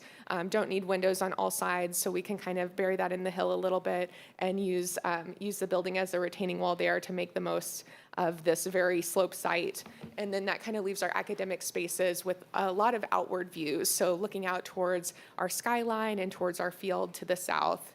And then that lets us kind of fill in and weave in our art spaces. So those are those classes that kids are really getting excited about, want to sign up for with music and visual arts. And then in between there, to get daylight in, we have our courtyard spaces. And that's our kind of an axon of our site plan. And then moving from there, we've got another view of that site plan as well. And here you can kind of see how then some of our other site elements are fitting in with the building. So we have, separate spaces for bus drop-off and car drop-off. Trying to get as many cars, on through this parking lot as we can to get those car drop-off parents off of 11th Street. But then also we've heard a lot about students walking to school at Central and knowing that we're relocating, not too far away and still in a dense residential neighborhood. We do want to really think about those kids walking to school. So you can see those blue arrows are where we're starting to develop, weave in those sidewalks for students, and community to get to the building from all sides, since we are right in the middle of that residential neighborhood. And then from there, actually, I'll go back. We're going to look at the exterior. So this will be a view we're going to start with from 11th Street, kind of right as you approach, and would kind of turn into this parking area, or if you were to approach on the sidewalk, walking to the school from 11th Street. So this is that main view of our entry. This is kind of in the evening, so we're lit up, but you can kind of start to see how that hill kind of raises the building up, and it is a very prominent feature in the neighborhood, and we'll have kind of that glow to it in the evening, kind of acting as that beacon on the hill for people to really be aware that this middle school is here. and a few more images here of the exterior and entry. So I think since the last time we shared, we did pivot on the entry design a little bit because we did hear from our community meeting and from staff that really what said entry to them was the idea of more glass and more openness. So you can see kind of this glass tower is how we've kind of interpreted that, as we want to have a little bit more glass, a little bit more volume as you enter the building, and really have that be the thing that says entry. And you can see also that gives us the opportunity to create this really grand experience with a graphic that you could see from the exterior and the interior as you enter. We also have, we love the idea of a lot of school pride on the exterior. So we've got our bear cub mascot kind of right in that prominent position on the corner of the building. And then we have our school color with our red canopies kind of drawing attention to the entry as well. And then, you know, we are using mostly a palette of masonry with brick and some metal panel. You know, the nice thing about brick is it is a cost-effective option for us today, but also it lets us pay homage to some of those brick details that you would see on your old central building. So just a little, this image is a little dark, but you can kind of see some of that brick relief and texture and shadowing that you get on some of the central and some of your more historic brick buildings. So kind of playing with that in a more modern way with some of our brick textures. And then moving over, this is now our event entry approach. So this is the south side of the building, but it was really important to staff to have a designated event entry that's close to the gym that could be used after school hours for those after school sports and other activities. And so here, you know, this is secondary, so we don't want to draw too much attention here, but we did want to have that school pride element again. So we've got those super graphic letters of Central, and those are actually embedded in our precast concrete. So it'll be kind of subtle with shadowing, but still have those really nice big letters as a backdrop. And that rounds us out for our exterior. And from here, wanted to share now some interior development. So starting with our floor plans, these are our, you know, design plans that we're ending out design development with. You can see, I think one thing we want to have a lot of intentionality with is what classrooms are adjacent to the courtyard and who would actually use this space. So we're focused on media center, art, and those music classrooms having direct adjacency. And then a big one is our cafeteria commons. So making sure that this feels very accessible on the day-to-day, especially during lunch, letting students come out and eat lunch outside would be a great option. And then another layer on our floor plan that we wanted to highlight is just kind of the flexibility of group sizes throughout the building. So one thing we've heard a lot is, you know, our classes tend to be big, but also we tend to have a need for larger groups to come together. So thinking about, you know, 2 classes coming together for a guest speaker might be a situation that happens frequently. So you can see those green circles. Those are our opportunities where we're kind of trying to build in some bonus space for 2 classrooms, 40 to 60 students to come together for those kind of special opportunities. And then you can see the blue, that would be our kind of full grade level gathering spaces. So our flexible performance space, our cafeteria, and then bonus is our courtyard as well. And so we're excited to share some development on that courtyard space since we've been talking about it so far a lot. With this, we want to keep it flexible and open. You know, one benefit is that from these windows of classrooms, you're going to see outside and get that greenery. We have some sloped artificial turf seating that can be very flexible, and then that kind of faces this paved stage area that's adjacent to cafeteria. So setting us up for that big group gathering situation, but also flexible for moments with smaller groups as well. And then because this is seen by so many spaces throughout the building and it is kind of the focal point, we see this as being a great opportunity for a graphic that represents school pride and kind of our future focus for students. So this is still in development. This is a sketch of what that graphic could be, and we're still working with staff and students to get more input on the content for this graphic. And from here, we're going to start to walk through the interior of the building. But first, wanted to highlight some of our what we've kind of got feedback on so far on interior palette. So these were some concepts we presented to a larger staff group. We got feedback that they like the idea of bright, vibrant punches of color that would really represent students and speak to students. But they really also like the idea of natural textures and wood elements and that warmth that they saw in that second concept. So we've combined that together for this mood board with our color palette and some of those kind of inspiration pieces that hopefully you'll kind of see the inspiration here as we look at these interior images of the walkthrough. So first, we're going to start with what you would see when you enter the building. So our top left is that experience as you enter into the main vestibule space. You can see that large double volume. On the lower left is as you would walk through metal detectors facing the reception. Here it was really important to really embrace the warmth there and make students feel invited in this space. Then we've got our reception area, and then our bottom right corner image is that kind of landing space as you enter into that entry zone, and you're seeing the media center there. So the media center has that opportunity to be used after hours by the community as well. And one thing to highlight here, this is our main vestibule space, so that is that large space that you're going to see interior and exterior. One thing we wanted to highlight here was we heard from district leadership that we really like when we've been able to bring historic elements from the older buildings and incorporate them into new builds. It does just give some character and history.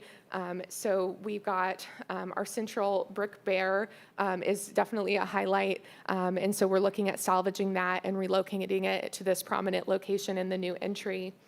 We also are looking at some of the wood detailing, like the wood frames around our doors at Central, and salvaging those to incorporate and create seating nooks with that really nicely detailed wood from the old building.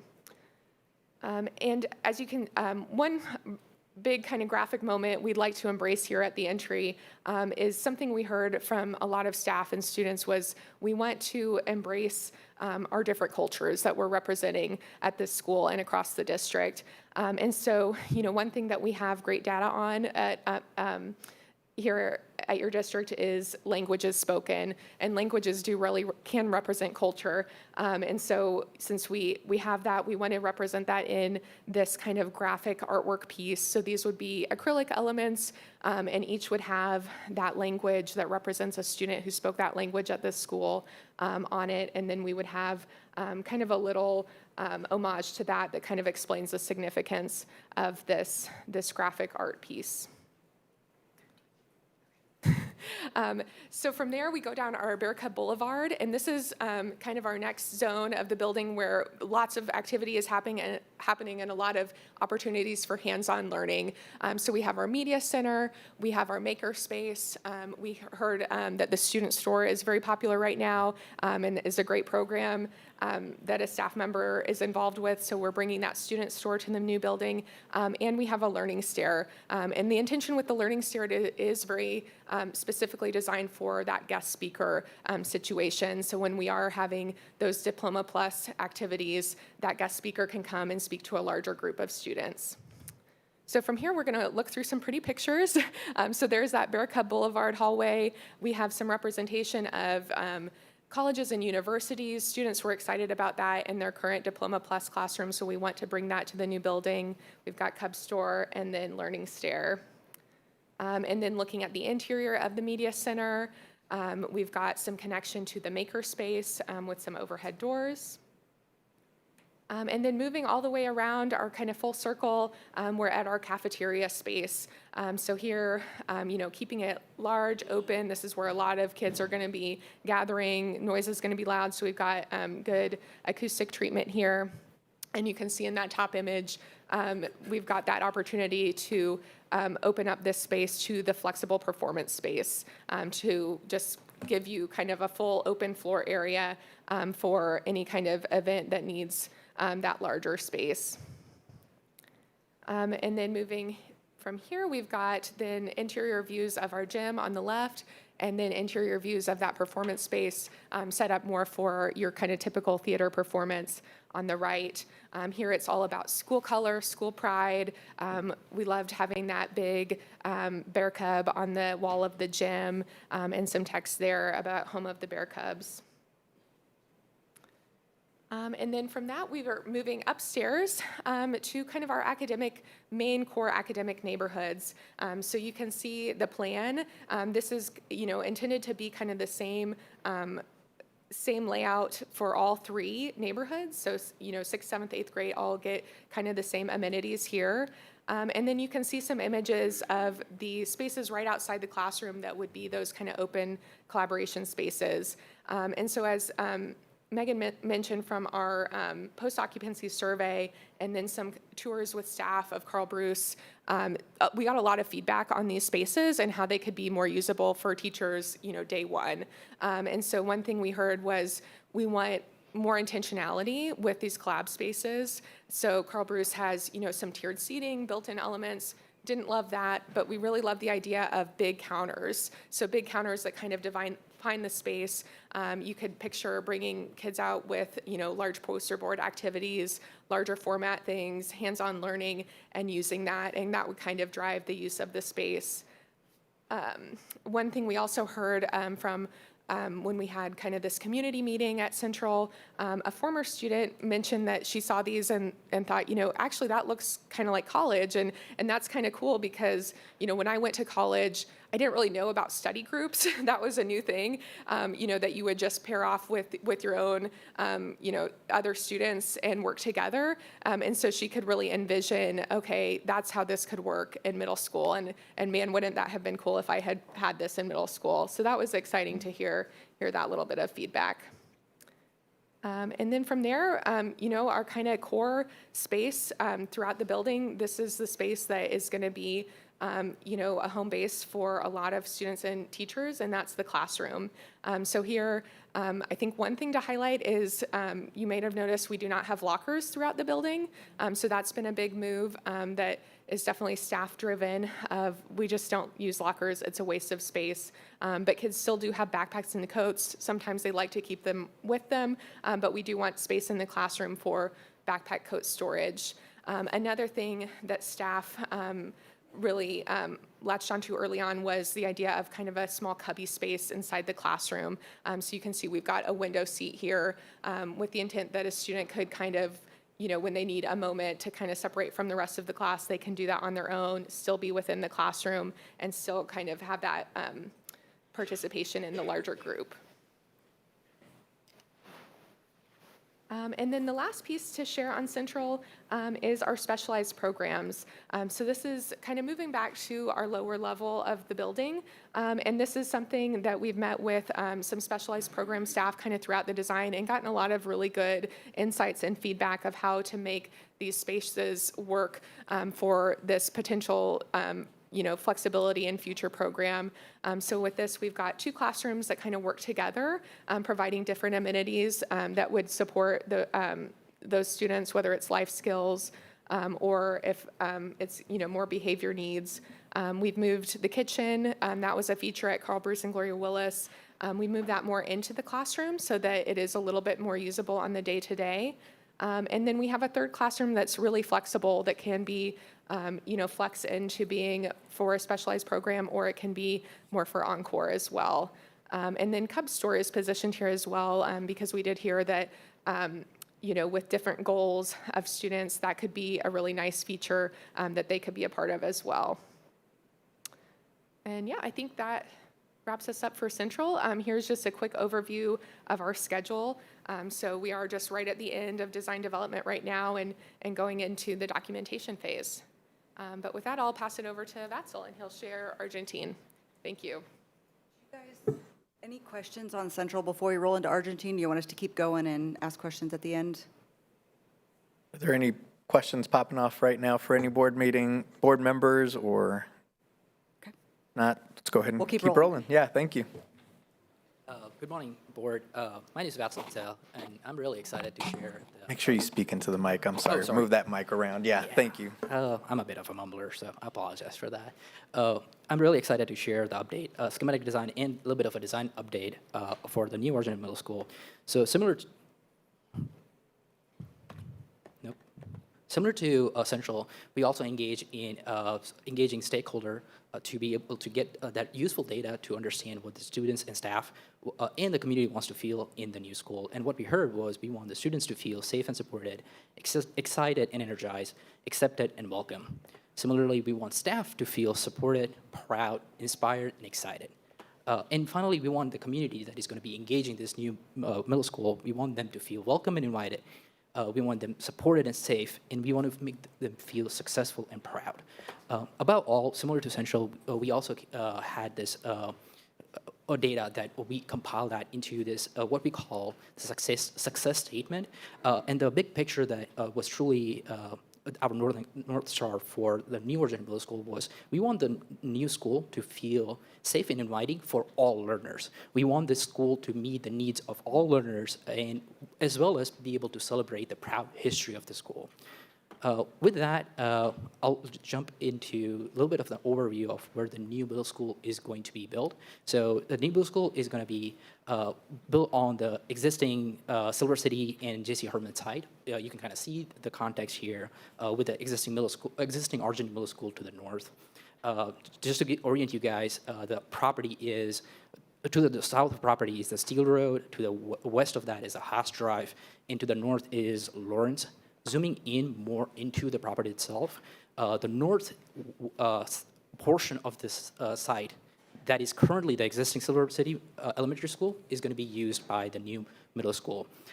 Given the site constraint, the middle school is going to be built right behind the existing Silver City School, after which that will be demoed. So thinking about the car and overall access to the building is going to have access from the west, from the Haas Drive for its main car loop, and you can see the car loop kind of loops around from the south and goes to the east side. Similarly, we will have a bus loop from the north that loops to the north of the building.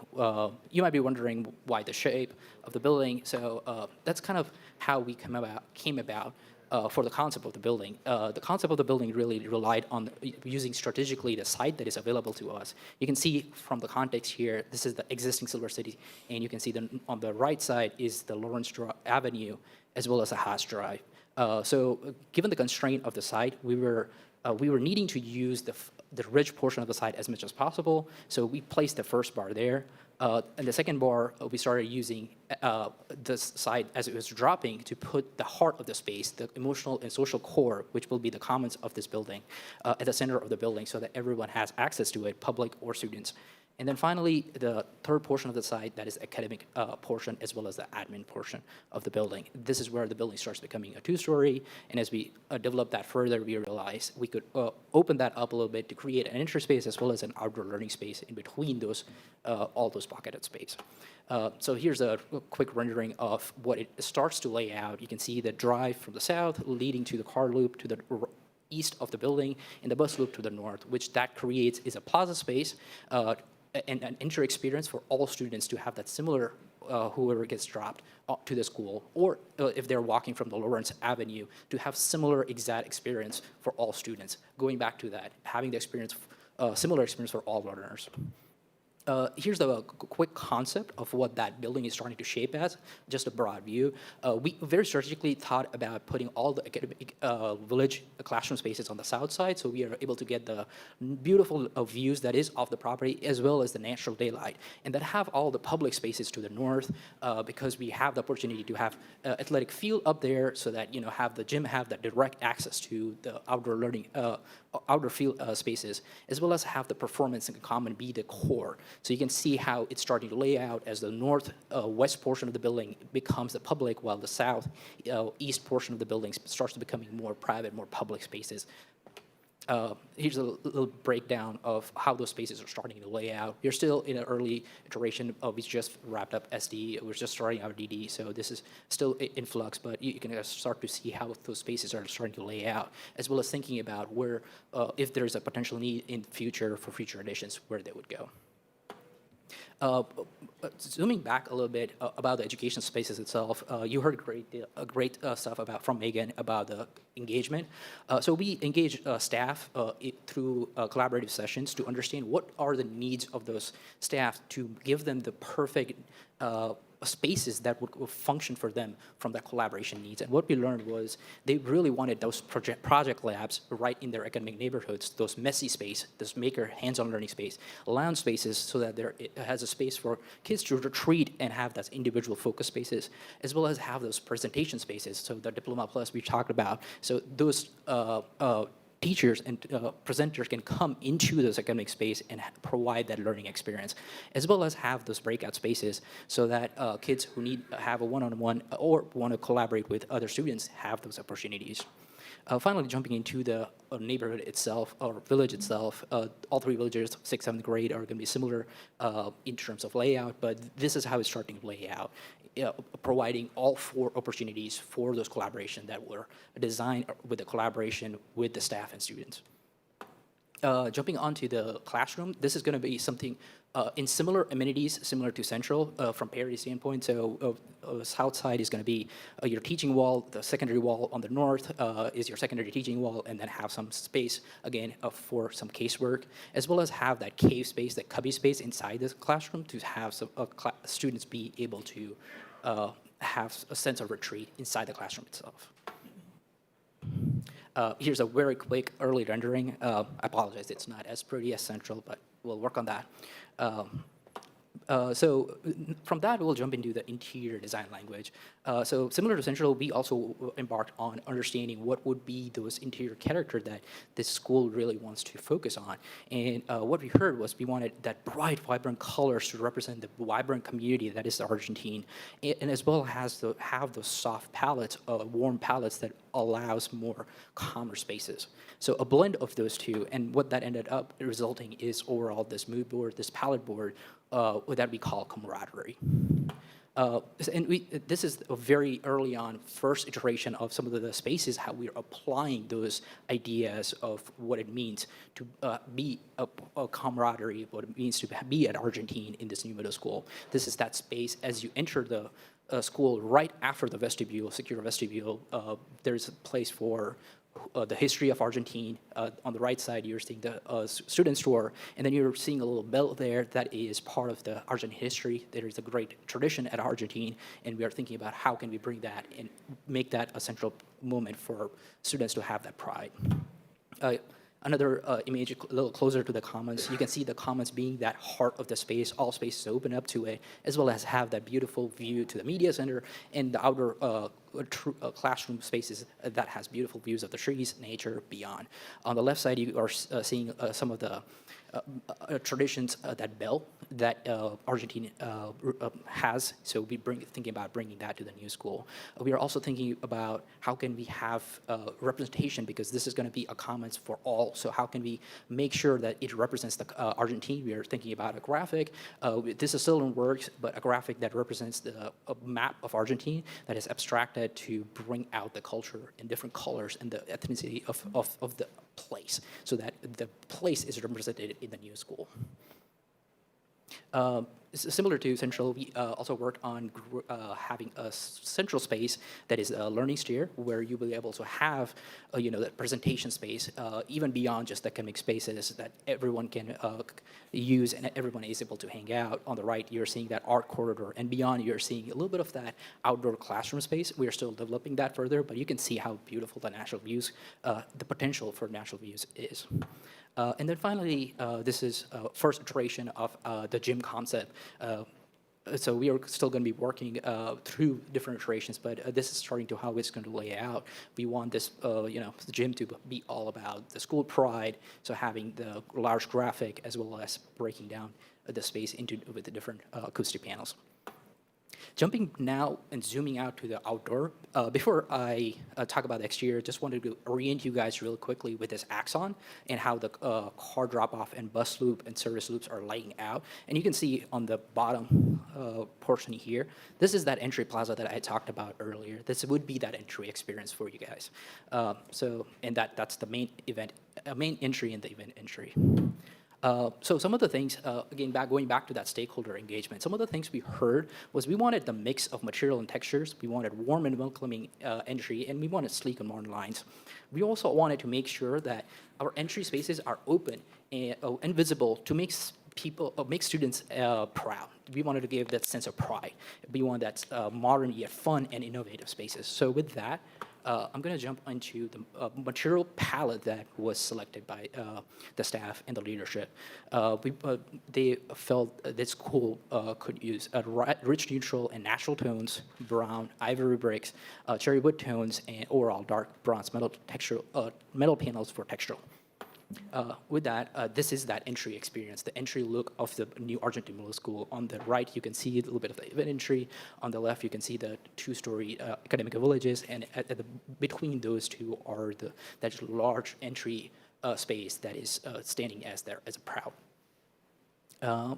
Breaking it down into more details, more how the things are resolving, we have what we call the portals on the left. They are all about expressing what's happening on the inside of the building, those collaboration spaces on the outside to represent what the school is standing for from the inside and outside. In between the windows, you're seeing metal panel to break that scale down of the building and provide some textural depth to it. And finally, you're seeing those cherry tones on that canopy to bring that sense of warmth into the entry. With that, I will share the final experience of the entry that every student and every community, we want them to experience and feel that sense of pride.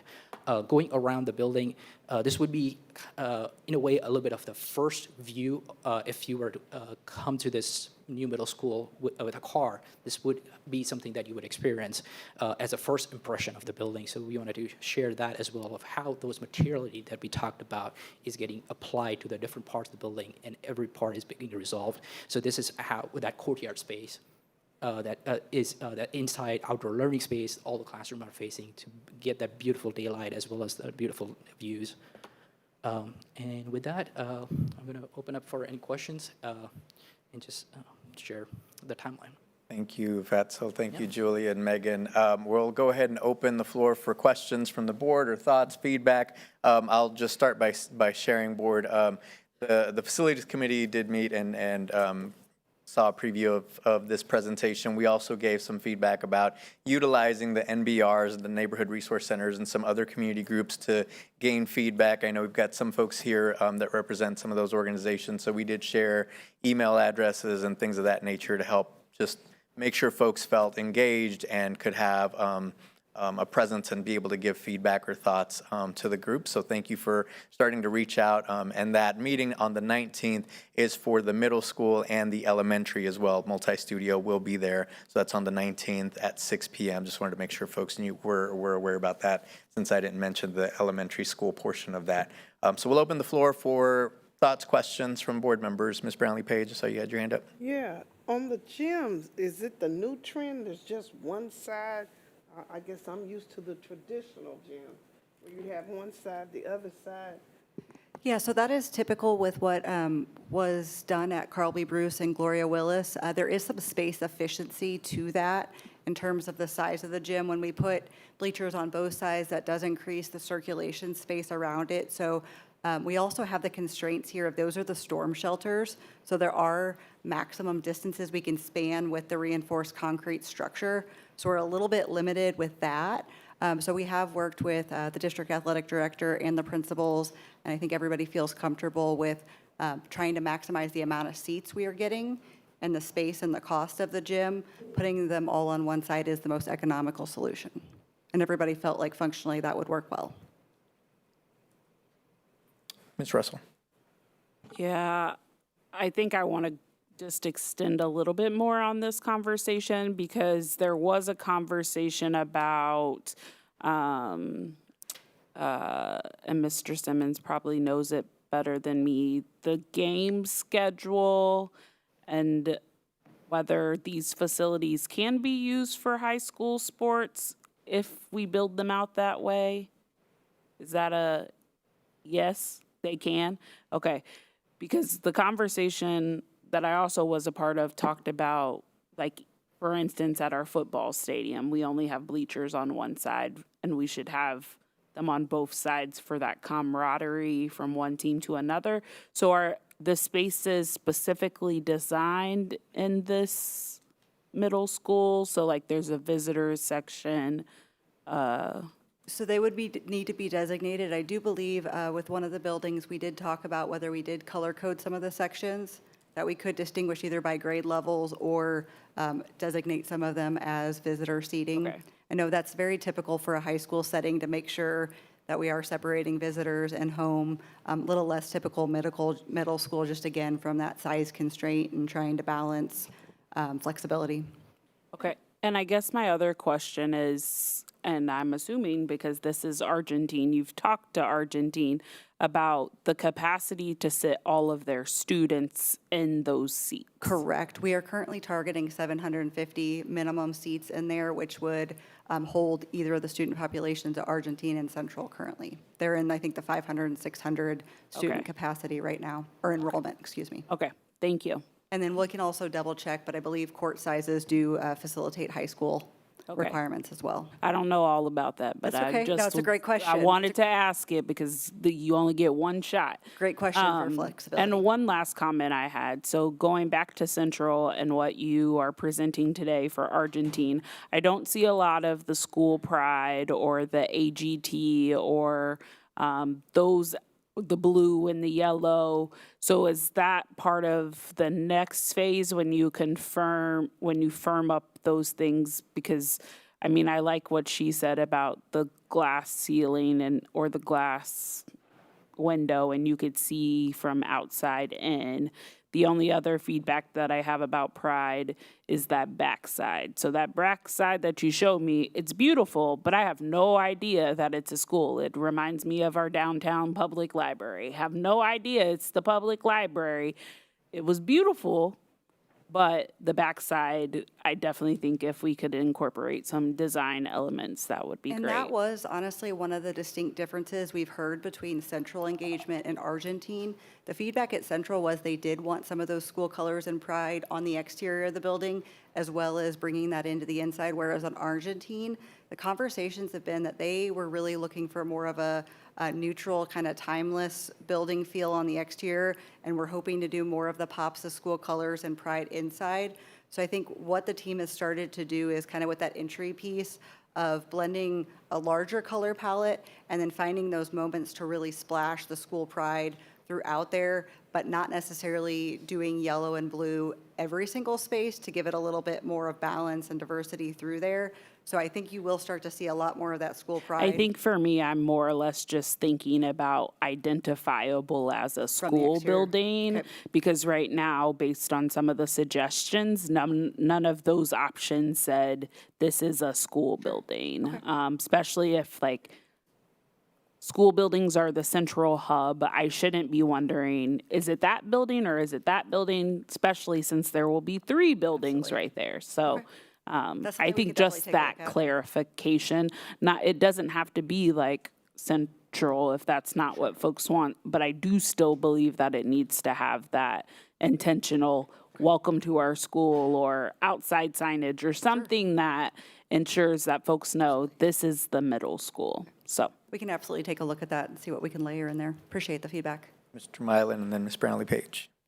I have a statement and then I have a question. First of all, I'm very, very impressed in y'all's presentation and the homework that's involved in all of this, the amenities and the resources and the updatedness and the attractiveness of it. It's so very beneficial for the community and the school district as well.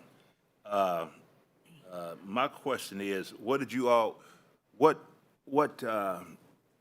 you all use the, if I want to get it out right, the bus loop is a stickler with me, because oftentimes with the congestion that is in many schools that are already in place, been constructed, what method that you use to make sure that it's a smooth transition and accommodating with both bus loops and both schools, and both schools are very impressive, and I see you have the bus loop. You might want to elaborate on that a little bit? Absolutely. So we know traffic flow, getting kids safely to school, whether they're walking, riding a bus, or being dropped off in a car, is really critical, because not only is it just that first appearance, but it's also a safety matter. So we've done some extensive research with our civil and engineers. So with that bus loop, really the first thing about kind of site educational design is trying to separate that bus loop and separating that parent drop-off so that we do have two safe, secure routes and getting as many cars off that street as possible. So the engineers have run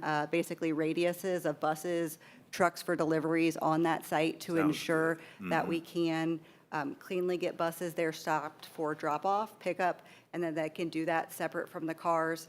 We just recently had some conversations where we actually maxed out how many buses we could put there. I believe right now, for example, at Argentine, sorry, I'm going to say that at Central, I think there are 6 or 7 buses currently that are serving that school, and we actually are accommodating between 10 and 12 for future flexibility. So with the buses they currently have, there should be more than adequate clearances and space for that, along with car drop-off. Thank you. You said one key word. You said the engineers were involved in doing that, not downplaying. That's so very important. Absolutely. So they can see how it runs in the past experience to make it smooth and less congested and convenient. Thank you so much. Absolutely. Thank you. Thank you, Mr. Mylan. Ms. Brownlee Page. From a historical perspective, I didn't see it in here at either school in terms of when they have their trophies to connect the past with the present, to show the history of the school. Is that in there, or where is it going to be? There is some of that in there. I think on Argentine, you kind of saw a nod to that in a couple of those first images, some display cases that we'll be able to bring over some of that, along with the bell from Argentine, that brick bear from Central, and some of those different elements. So we are working with them. We've also had conversations with Edwin and other folks to make sure that we are pulling some of those things that are really embracing that history, to make sure we can pull those over and still celebrate that. And I ask that because at Sumner Academy, when they switched to an academy, You speaking to the microphone, Ms. Oh, I'm Page. People sorry. online can't hear. I'm They sorry. really didn't account for that, where they just jammed all the old stuff in a room, and it doesn't give the feel that there's a disconnect, because you have alumni that are still proud of their schools and want to connect the two. And then also when you did the surveys, what you did is nice, but they seem to be on the same plan. Maybe it's just me, I don't know, where both buildings are the same, and the uniqueness, and did the parents, students, whoever else you interviewed, did they want that historical part connected to it? I think, yes, we've definitely have heard both from the neighborhood meetings, the community meetings, some of that history. When we had the Argentine one most recently, we got to hear some really great stories about both Argentine as a middle school and as well as a high school. And some of those stories, I know the auditorium has recently been named, so we are planning to bring some of that over as well based on the feedback from those buildings. From the overall plan standpoint, we did start with a similar program to make sure the classroom spaces, the curriculum spaces are equal, and there is some parity between the buildings. And then some of the main differences you saw from the feedback, as we just talked about with the exterior in terms of the amount of color, kind of the neutral. The other big thing from just a plan orientation you saw at Central, that central courtyard is kind of that defining feature where everything is working around that, whereas at Argentine, that common space is really serving as the heart of the building. So there are some similarities with those classroom wings, and that is intentional to provide those learning opportunities that are equal between both buildings and then trying to personalize throughout there. So there are definitely some similarities, but the hope is with some of that history and then some of those other feedback in terms of materiality and how those spaces can get used, that we are personalizing those. And then you wouldn't want a common space in each building?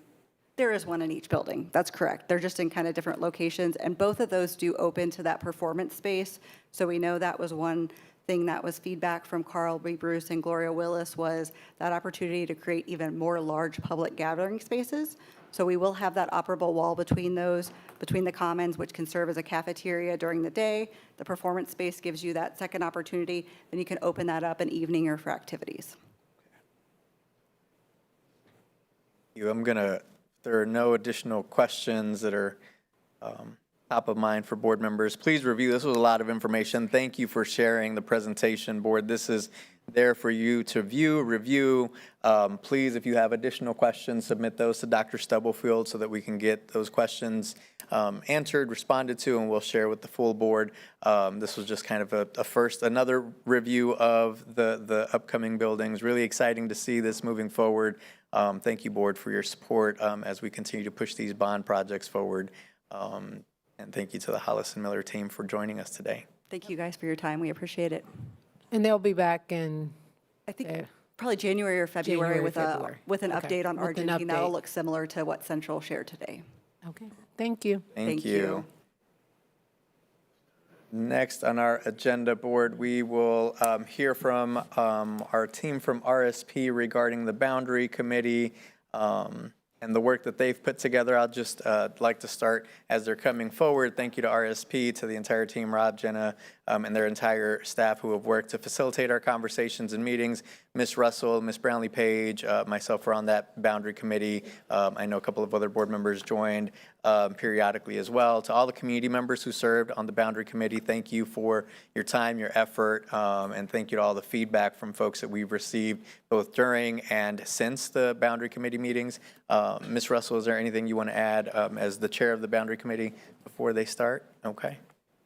Thank you. Well, good afternoon. We have come into the afternoon now, so good afternoon. Good to see y'all. Thanks for joining us. And for those that are giving comment, we will invite you after the presentation so you can fully hear the information then. Thank you. Good afternoon. We promise we won't be saying good evening when we're done. Promise you that. I want to give some context before we get into the slides. There's, I think, like 47 slides that you had. Lots of data. We don't intend to go into a lot of detail on those slides, so you can take a sigh of relief there. But I wanted to, amen to that, right?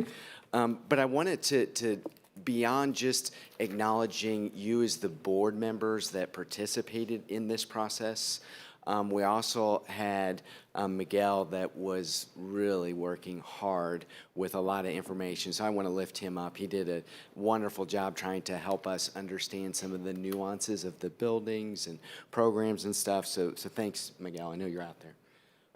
The others, we have committee members, and I think there's some that are still held on here. So again, this was a longer process. We'll talk about that. My point in this conversation is to really help highlight how did we get here, right? What we have in the report is the data, and that's interesting and needed.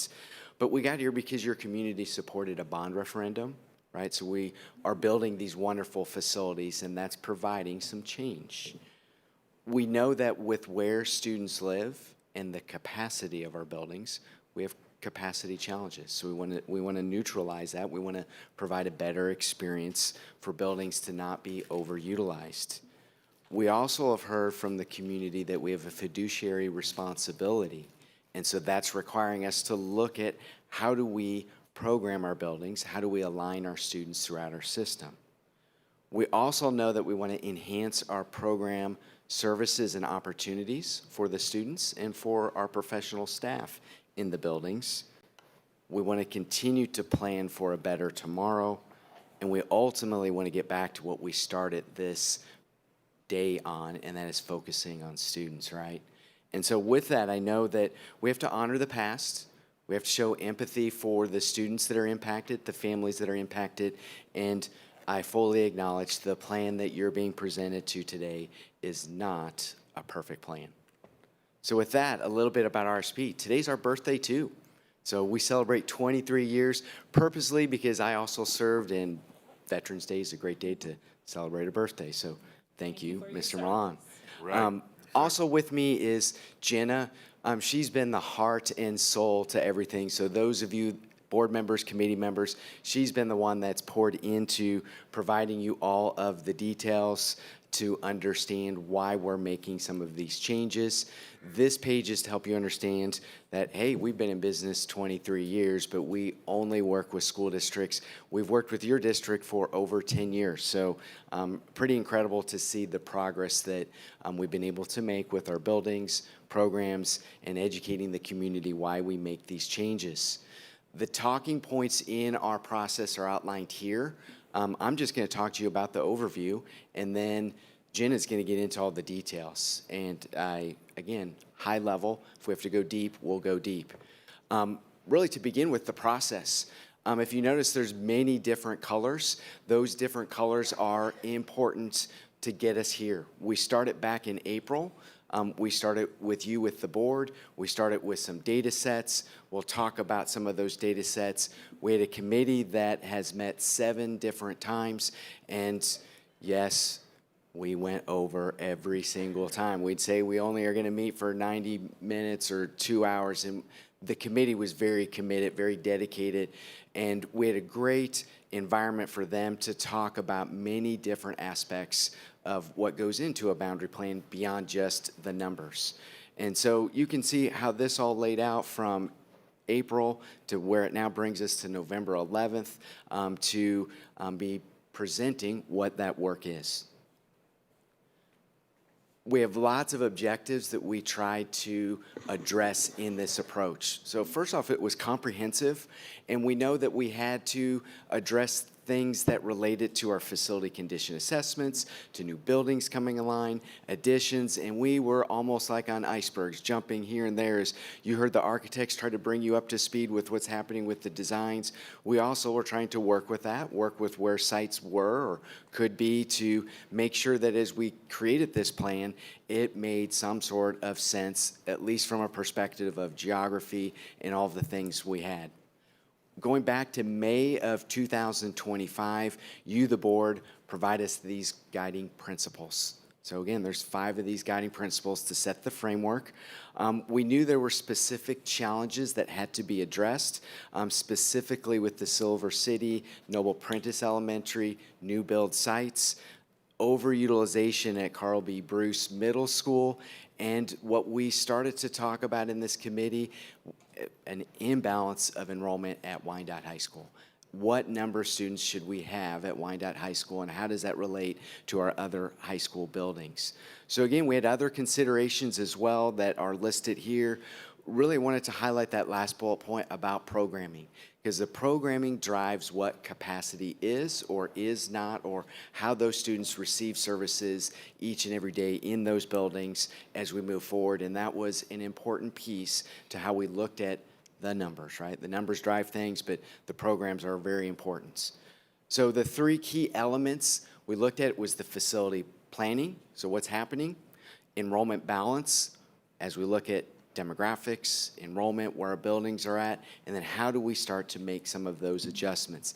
Again, started back in April. You in May provided us some framework, and then listing off our bond projects. So this is where it's exciting. We weren't just like, hey, we're going to move kids from one building that's maybe not as awesome as we want to another building not as awesome as we want, but we were planning for future buildings, but then also with the existing buildings, how that space maybe creates better opportunities for those students. So you may not have a new building or an addition, but how do we improve what that experience is for the students in each of the buildings, regardless of new, renovated, or existing? We have this enrollment balance and a lot of conversation at the committee about what is the ideal number of students at Wyandotte High School and how that creates some opportunities for our other high schools to have signature programs or expand on their signature programs to attract students into buildings. And so we had lots of conversation about the programming, what number of students, how it changes from reside to attend, where those kids are that come to receive the services in each of those buildings throughout our district. Our criteria that the board provided is shown here, how you chose which criteria based on each of the 5 board members at that time. How did that weigh out so that we were understanding when we look at any plan, what is the starting point to know is it a good plan? So the first is feeder system. We wanted to try to align the buildings that if you go from an elementary, you could go to a middle school and then on to a high school. We'll talk about that in the plan. It's not a perfect plan, and some of that's related to where our buildings are and where the students are. Projected enrollment building utilization. Again, I mentioned programs are in the building, so number of kids and how does that match up to the programs and how does that allow for some enhancements as some programs may increase, particularly our dual language. And then transportation considerations. We just didn't want to ship students all around our district. We wanted to try to concentrate them where we could have more walkers, bikers to the buildings and not create long bus routes or bus drop-offs or car drop-offs. Existing visuals to help you understand what our current situation is at each of the grade levels are shown in the packet, and then where our current feeder is, or think of our houses of how the students move through the system from the elementary into the middle school and then on into the high school. The point of this visual where we have our exclamation points, those are buildings where we have challenges with too many students, not enough space, and so we want to make sure that we correct that. We then had some information to try to tie what capacity is to enrollment. So we have the H&M, which is Hollis and Miller. What was the capacity for each of those buildings? And thinking about where do we have space within our existing feeders to set the stage of we just can't simply move some of the boundaries around and get where you're receiving the plan today. We have to do some different things based on the programming and where we have space and how the number of buildings may start to impact can we actually accommodate moving students through the system in a complete alignment. When we look at how well the projections match up, I think we're at 99.9% of what we thought last year would happen this year. But what I wanted to highlight, like, hey, that's great. And we're giving you a plan and we're working on what next year's enrollment will be. We also still, with the data, know the buildings that we were concerned with either too few of students or too many students, still hold true. And so that's the value of data, is we know that we're still needing to correct some of these situations in buildings. Outlined here is the progress that happened with each of the committee meetings. 2 or 3 bullet points. A lot more happened there, right? So a lot of good conversation, but can show you the pathway. How did we get here today? There's a lot of sense, there's a lot of purpose, and it was driven by, first, the committee members, but then second, when we had public input opportunities, what some of their thoughts were on how do we try to, again, make these changes, but still have empathy for what those changes may mean for their impact. We then had, with our survey, what was the community thinking? We had about 150 respondents, and what we were trying to hone in here was what would be an ideal size of Wyandotte High School. And so the majority of the person said less than 1,700 students would be ideal at Wyandotte High School. We then also considered, hey, what do you think about meeting the boundary criteria and guiding principles that you provided into this process? You can see the majority of those that took the survey thought that was taking place. We also had, of those surveys, a majority approving of the boundary concept at the elementary level. And when we asked them if they didn't support it, what were some of their reasons for why it wasn't supported? And you can see beyond other, which we provide in the next slide, what they were talking about there. But the majority was their kids, their families were impacted. And so that's a huge value to know, okay, we're being impacted. How does that then translate into what their reasons were? And so you can see a list of here about 20 different bullet points of what some of those thoughts were. So again, with the survey, what do you think? Metric, and then the ability to provide some feedback and some narration so we know what are you talking about if it was something that you said other to. We talked about the middle school. Again, you see the majority of them supporting it. And again, the reasons where if they didn't support it, the majority of their being impacted by it, right? So what does that start to tell us? I'll get into that after this conversation. The high school, same thing. Majority supporting the high school. Those that were in the majority of saying why they maybe didn't support it fully, it was because they're being impacted. So what does this tell us as RSP? It tells us that whatever the plan looks like, we need to do a good job of communicating what that impact will be and how we're addressing what their concerns are for the success they hope, but what we know will happen when they go to different buildings. So again, open-ended comments summarized here for you to understand the 4 themes that we kind of categorize those in. So you can read those to fully understand that element. This gets us to the recommendation. I'm going to turn it over to Jenna to walk you through that. Hopefully this helps you understand the context of how in the world did we get here today. All right, thank you, Rob. I'm going to go through the committee recommendation. This was validated at our last meeting, number 7. It includes some slight changes post-public input, but for most of the details of the maps, those stayed consistent from what was presented at those October public input sessions. And so this first visual gives you a sense of the committee support at our final meeting. We went through a similar presentation. They received the comments from public input and then went into some different voting activities to support what was then called the committee considered concept, moving into the committee recommended concept. And so at each of our levels, we did receive 100% support from our committee, as well as the recommendation aligning with the foundation that you as the board set for them. And so elements of the recommendation here. We are proposing that the boundary change would be implemented in the 27-28 school year in line with the new school buildings coming online with those construction timelines. For the elementary level, the major change within our boundaries would be the combination of the Silver City, Noble Prentice, and New Stanley boundaries with the new elementary school opening. We also have the new adjusted boundaries for both Argentine and Central Middle that would also go in line with those new schools opening.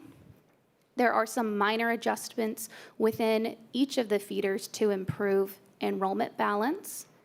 And then the primary feeder adjustment is the task of decreasing Wyandotte while increasing Schlegel High School. So what we're proposing in this recommendation is for the Quindaro elementary boundary area. They currently feed into Carl Bruce and Wyandotte. And in this case, we would be proposing that they now feed into Gloria Willis Middle School and Schlegel High School. We'll show you what that looks like on the map. Additionally, a main topic that came about in multiple committee meetings was the Grant Elementary boundary area. It currently feeds south into the Harmon boundaries. And what we would be looking at is a swap between Grant and Whittier Elementary. Grant having a more of a natural boundary and neighborhood connectivity into the Wyandotte cluster, and then Whittier moving south into the Rosedale and Harmon High School boundary. So reducing Wyandotte through Quindaro and then swapping between Grant and Whittier for that neighborhood connectivity and that transportation. And so how we're landing on this scenario and why it was presented to the public and why really you're seeing it tonight comes down to really this graphic of when we received the tasks from the board as well as the target enrollments that we were trying to hit. What is a way that we can decrease Wyandotte to 1,600 students or less? How do we increase Schlegel to over 1,000? How do we maintain or prioritize that cluster system? And then how do we disrupt as few students as possible? And so this table goes through kind of these 6 different discussions that we went back and forth on multiple meetings. Do we look at the Quindaro area? Do we look at Whittier, New Chelsea, Grant? And then landing on what we are presenting tonight is the only way that we checked all 4 of these boxes.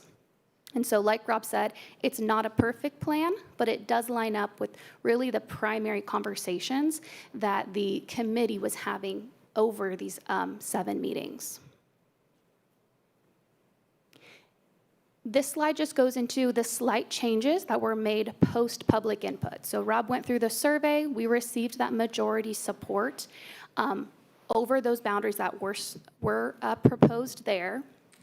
We made some slight changes between public input and meeting number 7.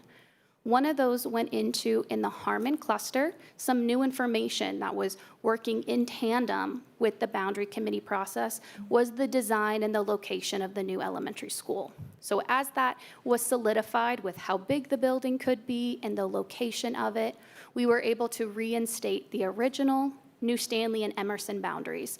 And so more of a clear combination of the New Stanley, Noble Prentice, and Silver City boundaries with where that school is now located. And so from public input to now, it's more so back to those current boundaries and a clear combination with Emerson staying the exact same as the current boundaries. The item number 2 that was a slight change between the middle school level was between Central and Carl Bruce.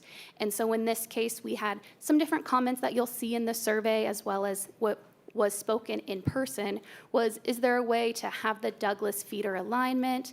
And then similar, we made some slight moves there so that Douglas would have a complete feeder alignment up into Carl Bruce Middle.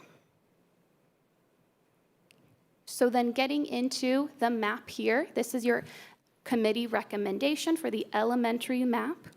The solid colors are those new boundaries that are being proposed. The dotted line is the current boundaries. So where some of the color extends past the dotted line is where we are seeing some change.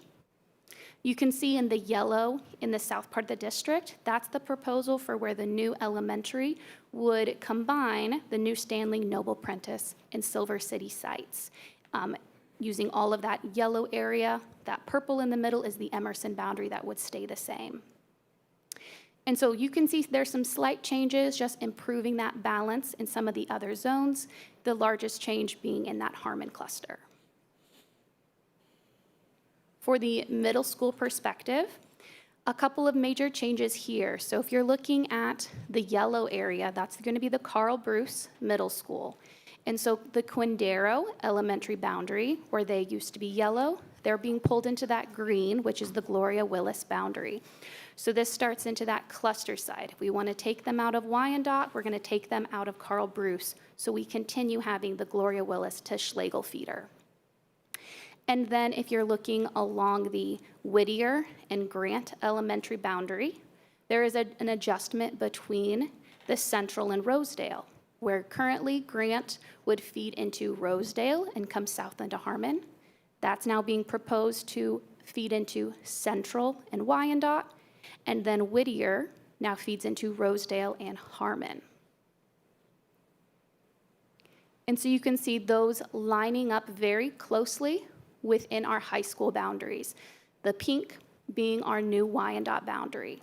So the relief from Wyandotte is coming from where the Quindaro area would move into Schlegel, and then the flip between Grant and Whittier ensures that we target the Wyandotte enrollment where we like it, as well as reinstating the Grant neighborhoods into the Wyandotte neighborhoods.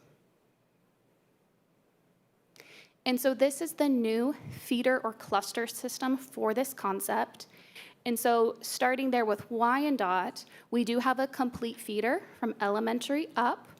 You can see here where Grant would feed up into Central and then Wyandotte, and all those schools feeding directly forward.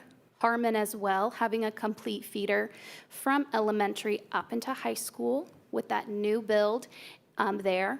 The numbers, I will say that before I get too far into this, those italicized numbers are the projected students in 27, 28 to reside in the boundaries. So we know there's some fluctuation between reside and attend with some of your special programs, but this gives you a sense of the students that live in those neighborhoods that would feed upward.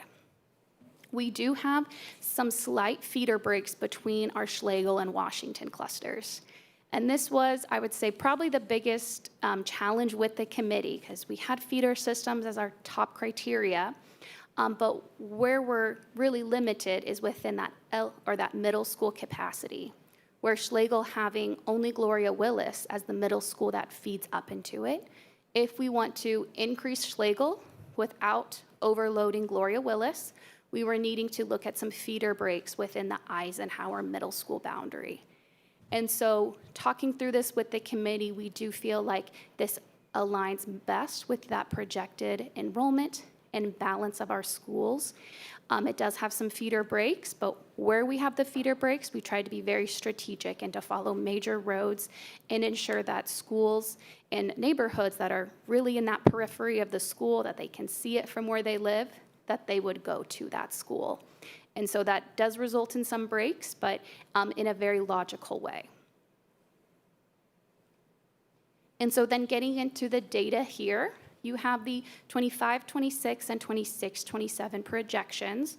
And so those were completed last year. Like Rob pointed out, we were at that 99.9% accuracy year one. So really looking at this as a good tool to plan for those next 5 years.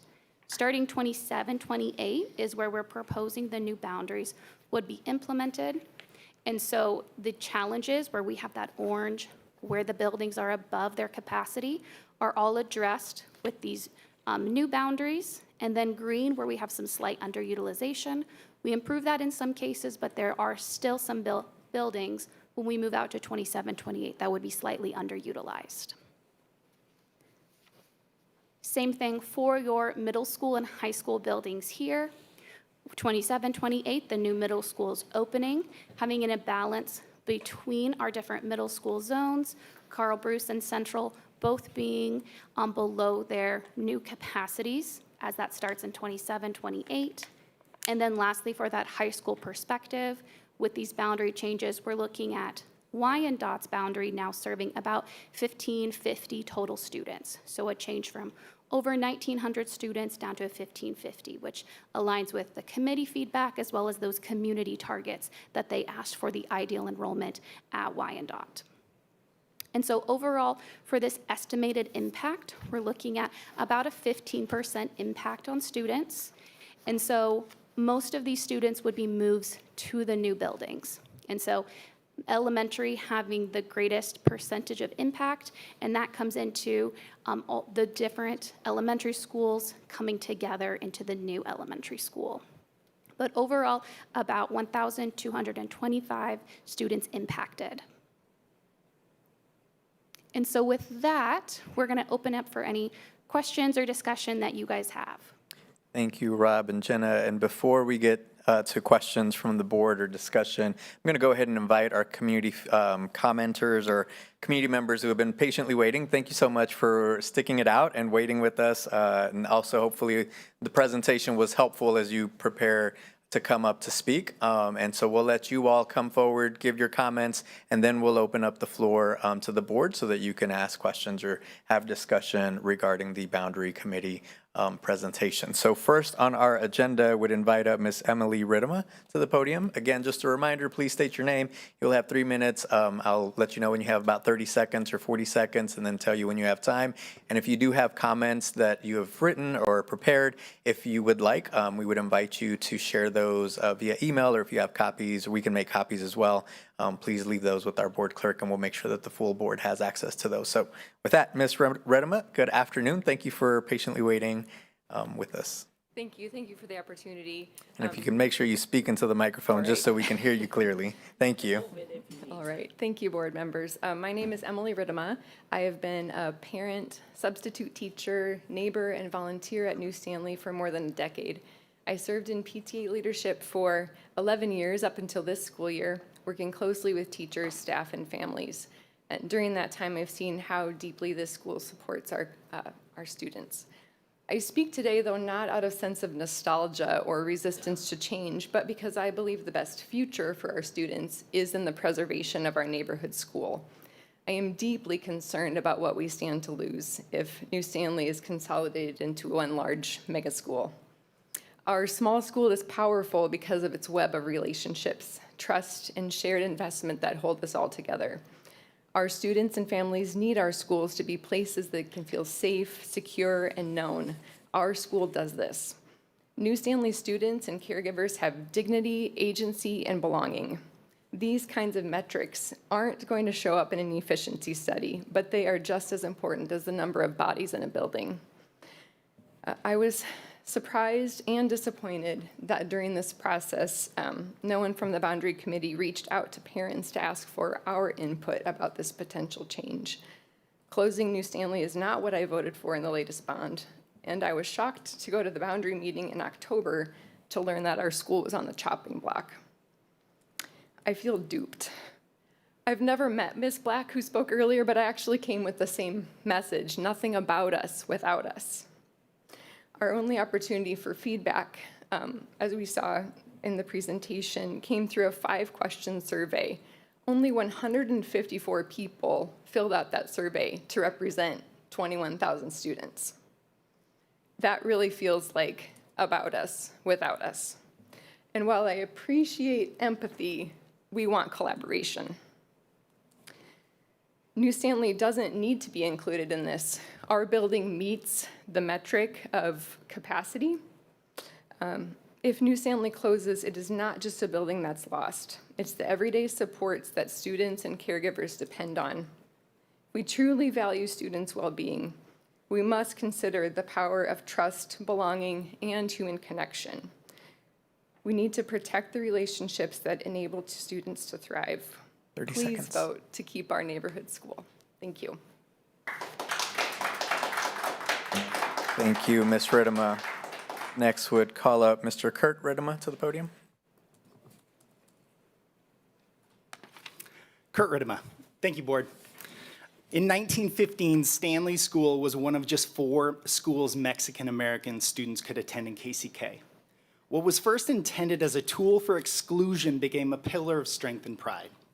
In a city that was often hostile to immigrants, New Stanley became a place that didn't just tolerate, but celebrated the culture, language, and traditions of families. Immigrant parents knew that no one would ask about citizenship, that language wouldn't be a barrier, and that their children wouldn't be given a second-rate education. Similarly, in 1905, Sumner High School was opened as a racially segregated high school for Black students. It too was born from exclusion, but in the shadow of Jim Crow, Sumner became one of the only places where Black Kansas Cityans didn't have to explain themselves, where parents didn't have to worry if their children were being treated differently, where a wrong look or a stray whistle wouldn't lead into trouble with the law. Sumner became that safe place where teachers looked like the students, talked like them, shared their music, their fashion, their dreams. In 1978, federally mandated integration, though well-intended, threatened that unique ecosystem. But what preserved Sumner's excellence was continuity, a strong Black community that kept investing its highest hopes and dreams for its youth into a particular place, a building that still holds the memories, traditions, and culture that made Sumner what it was, its future bound up with its past. That's what we're talking about with New Stanley, not preserving a past, but protecting a future. And this kind of flourishing isn't portable. And like Sumner, its academic success requires continuity, trust, and deep roots in a particular place by a particular people with particular vulnerabilities. New Stanley is not just surviving, it's thriving. With the only dual language program in the district, it's creating one of the most culturally rich and academically promising models in KCK. In a time when immigrant families are under constant pressure to assimilate or be disappeared by federal agents, New Stanley says stronger than ever, your culture matters, your language matters, your children are a gift. Closing the school is well-intentioned, but it would cut short a future already in motion, a future where bilingualism is power, where cultural heritage is a strength, not a liability, where students succeed not in spite of who they are, but because of who they are. 30 seconds. I don't come from these traditions, but I've been changed by them. My own kids glean from the edges of communities, not their own. Every time I see a mom or abuela walking a child to New Stanley, I see the same communal ritual I watched for years in a small Mexican village. It's a tethered home at a time when it can feel dangerous to walk anywhere, but not here. please have mercy in this moment. Don't close this school. Don't bus these kids somewhere else. Don't break this up. Thank you. Thank you, Mr. Ridema. Next would call up Erica Godino. Sorry if I mispronounced anyone's name this afternoon.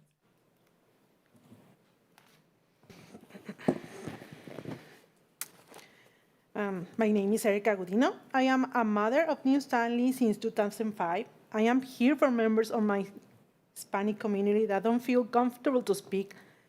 I'm not representative in the eligible voting population. I am trying to understand the boundary proportion, and I was expect to have a good changes.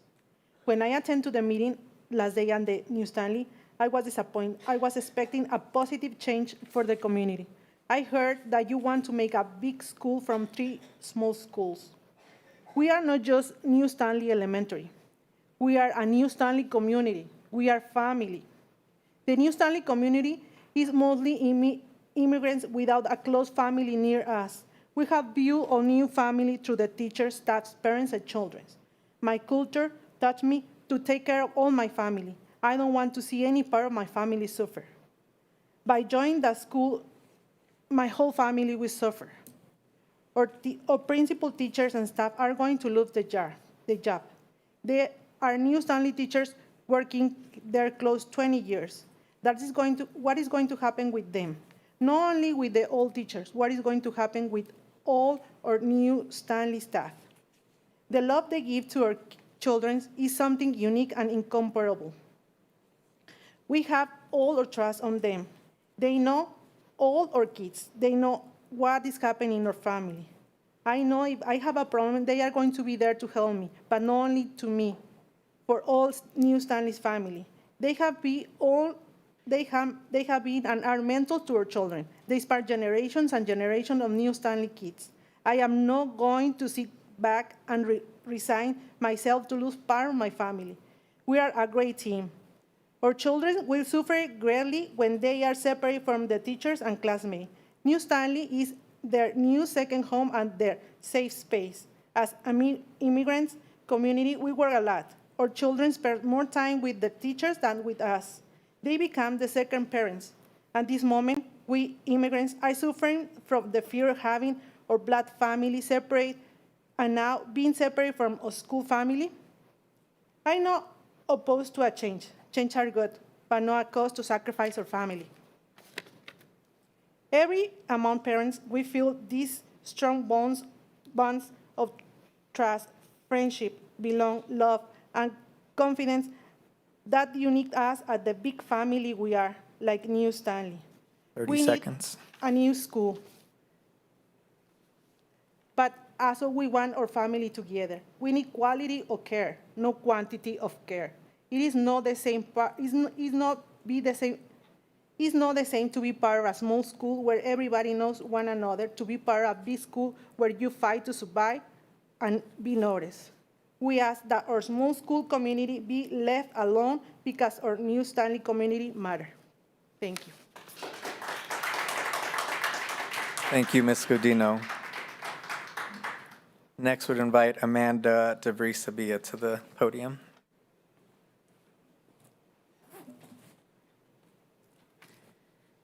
Good morning. My name is Amanda DeVries-Sabia, and I am a lifelong resident of the Argentine community, a graduate of J.C. Harmon High School, and now the executive director of Argentine Betterment Corporation. I chose to stay in this community because I believe deeply in its people and its potential. Through my work, I've dedicated my career to ensuring Argentine continues to grow in positive and equitable ways. But today, I'm not just speaking as a community leader. I'm speaking as a parent. My son attends New Stanley Elementary. He's autistic and has ADHD, and the relational foundation he has with his teachers and staff is what allows him to succeed every single day. These relationships are not casual or replaceable. They are built on trust, consistency, and compassion. For kids like my son, those relationships aren't just important, they are essential. The teachers and staff at New Stanley are unlike anything I've ever seen. Many have been there decades, and they've created something truly special, a family. They know every student, every parent, and every story. They go far beyond what's required to make sure each child feels seen, supported, and capable. You can feel that the moment you walk in the doors. That's why the proposal to close or consolidate New Stanley is so devastating. Moving our children, especially our special education students, into a 600-plus student school would be detrimental to their well-being. We know from experience and data that children thrive in stable relational environments. At New Stanley, those relationships already exist. They are working. Disrupting that is not a logistical issue. It's an emotional and developmental one that could have lasting impacts on our students. From a community development standpoint, this also raises real concerns. Both New Stanley and Argentine Middle School are cornerstone institutions in our neighborhoods. If these buildings are closed, there needs to be clear, transparent, and responsible planning for how they will be repurposed. The Argentine community has worked too hard to rebuild and revitalize itself to watch key parts of our neighborhoods fall into neglect. What's also deeply concerning is how New Stanley was treated as an afterthought in this boundary process. We were not aware that our school was to be affected until just a couple of months ago. The survey used to gather input didn't even include specific questions about New Stanley. 30 The seconds. only place we could respond was in a general comment box. On top of that, the boundary documents have changed multiple times in just a few months, creating confusion and frustration for parents and teachers. If the district truly believes that New Stanley's current building is no longer financially stable, then I ask that the dual language program remain as a standalone school with its own building and leadership. The program is unique, and the relationships built within it are critical to its success. In closing, I want to remind the schools are more than just buildings. They are ecosystems of relationships between teachers, students, parents, and the community. New Stanley is proof of what happens when the relationships are nurtured. Please don't take away this from our schools, our teachers, and our community. Thank you. Thank you. Thank you to everyone that spoke. Thank you for your patience today for remaining until we got through the presentation. A member of our leadership team will reach out to follow up with everyone who has spoken today, and then we'll report back to the board with any additional information. So we'll now open the floor for a discussion on the boundary proposal, recommendations, the presentation that was shared, and the conversation. So board, Ms. Brownlee-Page. Can we also get a copy? Yes, and I would invite you, everyone that spoke, if you have a copy, you can leave one here with Mr. Hansford at the front table, and we'll make sure that our board clerk will make copies for everyone and get a copy to the board. You can also email them. If you don't have a paper copy, you can email it to our board clerk, and we'll get it to all board members. Okay, so board members would now open the floor to the RSP presentation, discussion, questions, feedback on the recommendations. Ms. Russell. Yeah.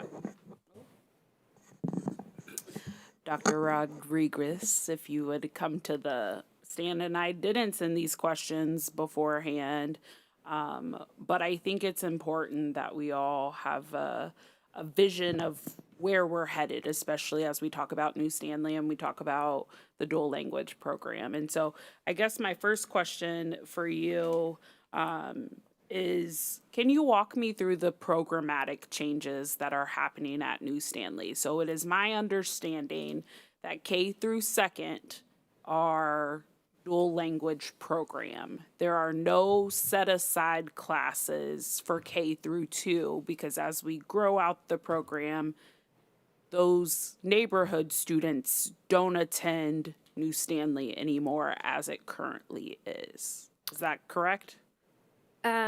Not entirely. So we have dual language at both Francis Willard and New Stanley. The initial idea was to have a strand, which means a school within a school. Based off of some of the data that we've seen presented around enrollment, New Stanley's enrollment holistically is declining. So then when we were to look at what a kindergarten cohort would look like, it wouldn't be a full cohort of kindergartners. It would have been a one-teacher model. And in order for us to plan for attrition, we bump those numbers up to the largest we can get.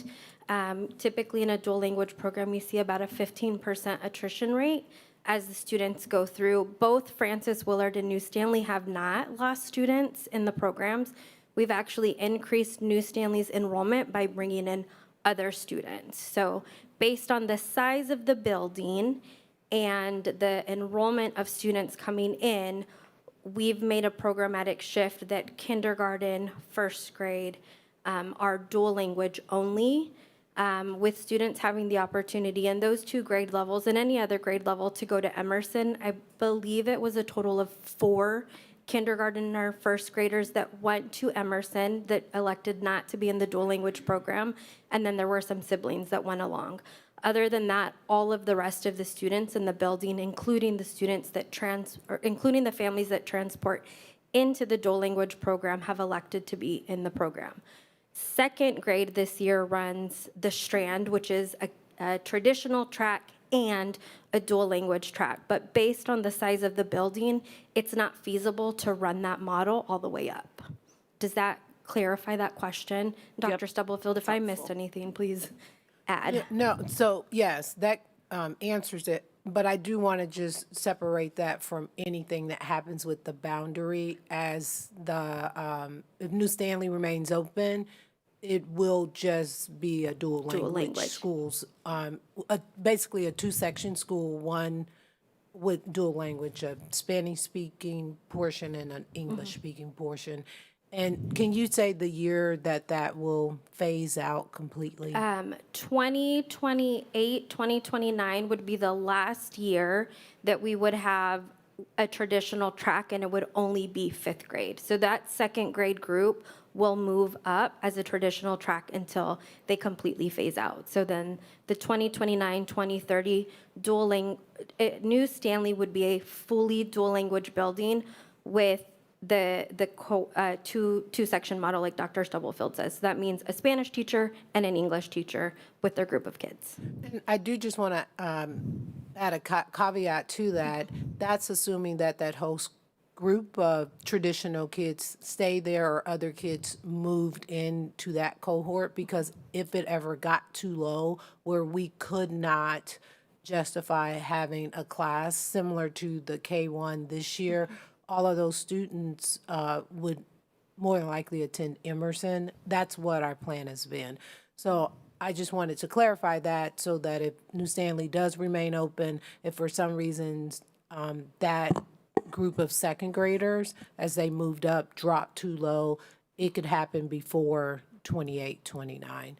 That it doesn't exist like that. So just wanted to clarify and that is hard to predict, because that becomes based off of the families and what their decisions are. There isn't a trend that we could pull from, and we couldn't look at any other school district or anything like that, because it's very unique to the individual. So yes, we would love to have a plan in place, but like Dr. Stubblefield said, it's really going to depend on numbers each year.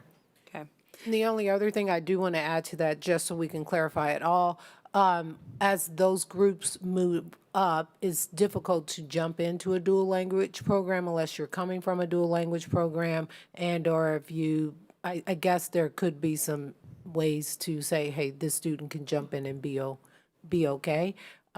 So it's not like it's a lot of opportunity for growth as they go through. Not to say that there aren't opportunities to on board after K-1, but it becomes more challenging as they advance in the languages. Yep, the content changes and the language changes as they grow. So Yeah. Off the top of your head, do you have an ideal of how many? Well, I guess you said all except for 4 our neighborhood. 70% of the student enrollment is from the neighborhood, and 30% is from other places. We are not at what we would say would be full capacity in the classrooms, but that, I mean, that's just an enrollment thing. Okay. And does New Stanley staying, or the dual language staying at New Stanley, improve the lottery process and or opportunities for more students to participate in the program? That's really hard to predict. Either way, like as the program continues, and what we see from other programs is that as the the results come in and the program is effective, we will always see the lottery increase. We've seen that through the last 3 years, that as more people hear about the program, they're more interested in the program. But the program itself could go in any building, realistically. Okay. Are there any and this is my last question, then I'll let other people talk, and then I come back to another part of the boundary conversation. Are there any educational components that create barriers from staying in the current building versus going to the new building? And I'm thinking of things such as the crime lab that originally was scheduled to go to another middle school, but unfortunately, because of the electrical or the wiring, whatever that whole behind the scenes experience is, those students, we couldn't do it because of the age of the buildings. As this program progresses, is there anything that currently presents itself as a barrier in the current building that would be different in a newer building? Not specific to the program. I mean, we're using the same curricular resources. It's the same thing. The kids are just doing learning in Spanish. I think, yeah. Okay. Awesome. Mr. Mylan. I had one quick question. Thank you for your Absolutely. explanation. You specified there's a drop in enrollment. Okay, what's the specified date that you're using to get to the point where you are now when you speak about the drop of enrollment? What's that beginning date from to where we are now? It's based off of, if I understand the question that you're asking, it's based off of the rolling enrollment. So it's the incoming kindergartners every year. It's the same data that is being presented in the slides that you guys were just presented. HR uses the same information, so we collaborate with human resources as they allocate teachers to each building.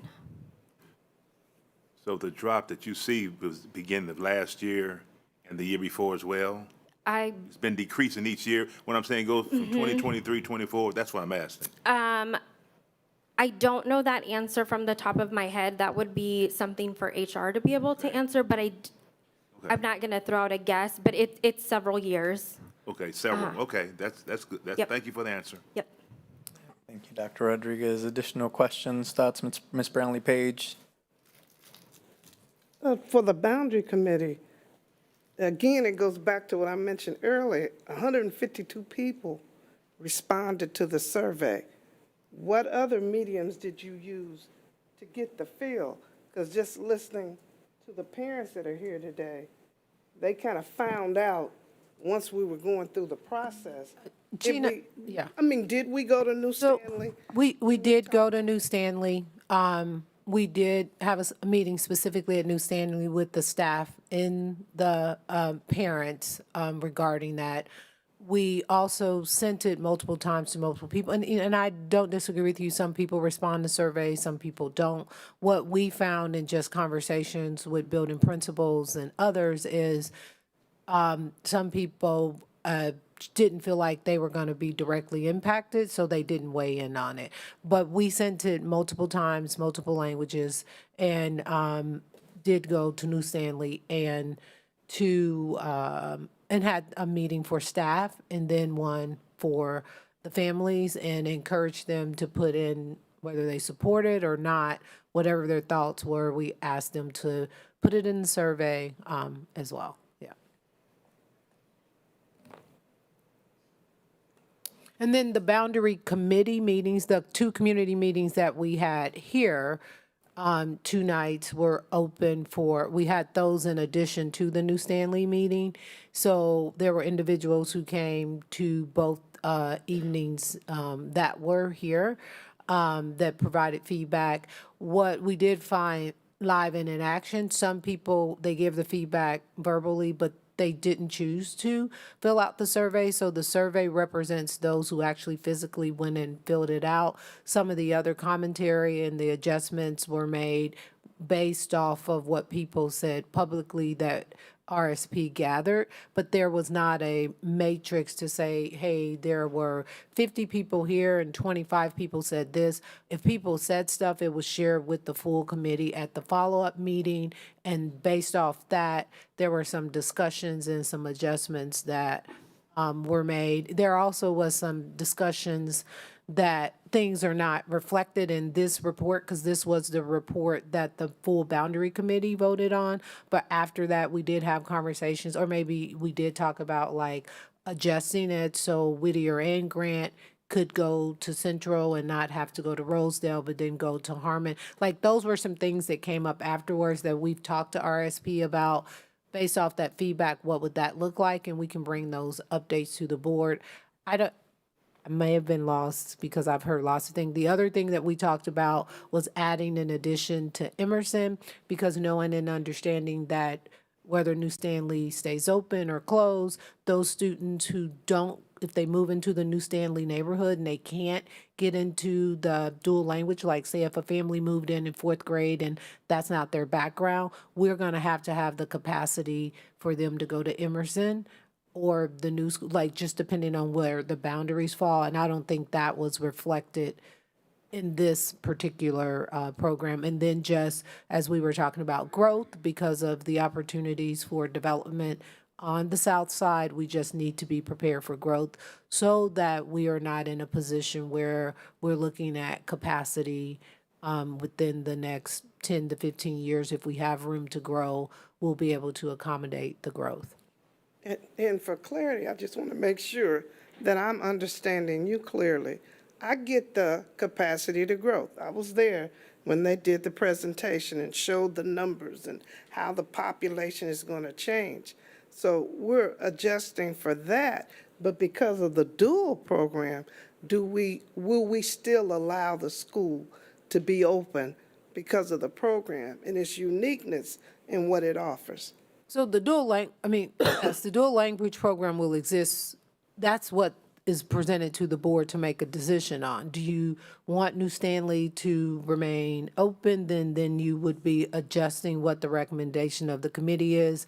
If you says the New Stanley will merge with the new elementary and Emerson, then the boundaries will be adjusted and the dual language program will actually move to the new elementary. It then would look more like the Francis Willard, where you have the dual language track and a traditional track. But that's that's the decision the board would make in December, after you've had a chance to hear it, get more feedback. When you come back in December, that's what you would be voting to determine.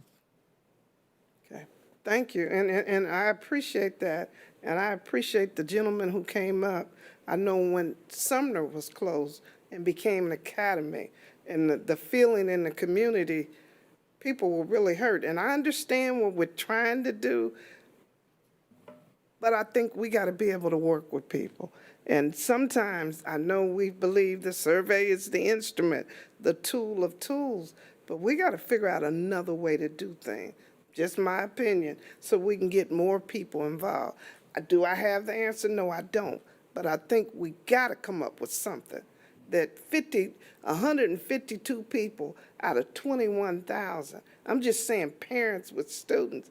I don't know if that's a good representation to do that, just my opinion. I respect what we're trying to do. Thank you, Ms. Brownlee-Page. And a couple of things. One, on the presentation, and for clarity, I think the recommendation is to start the 27-28 school year. That may be pushed to 28-29, depending on when the new schools are opening. So I know that was initially what was brought up, but that might change to 28-29, depending on when the new schools, when that implementation would happen.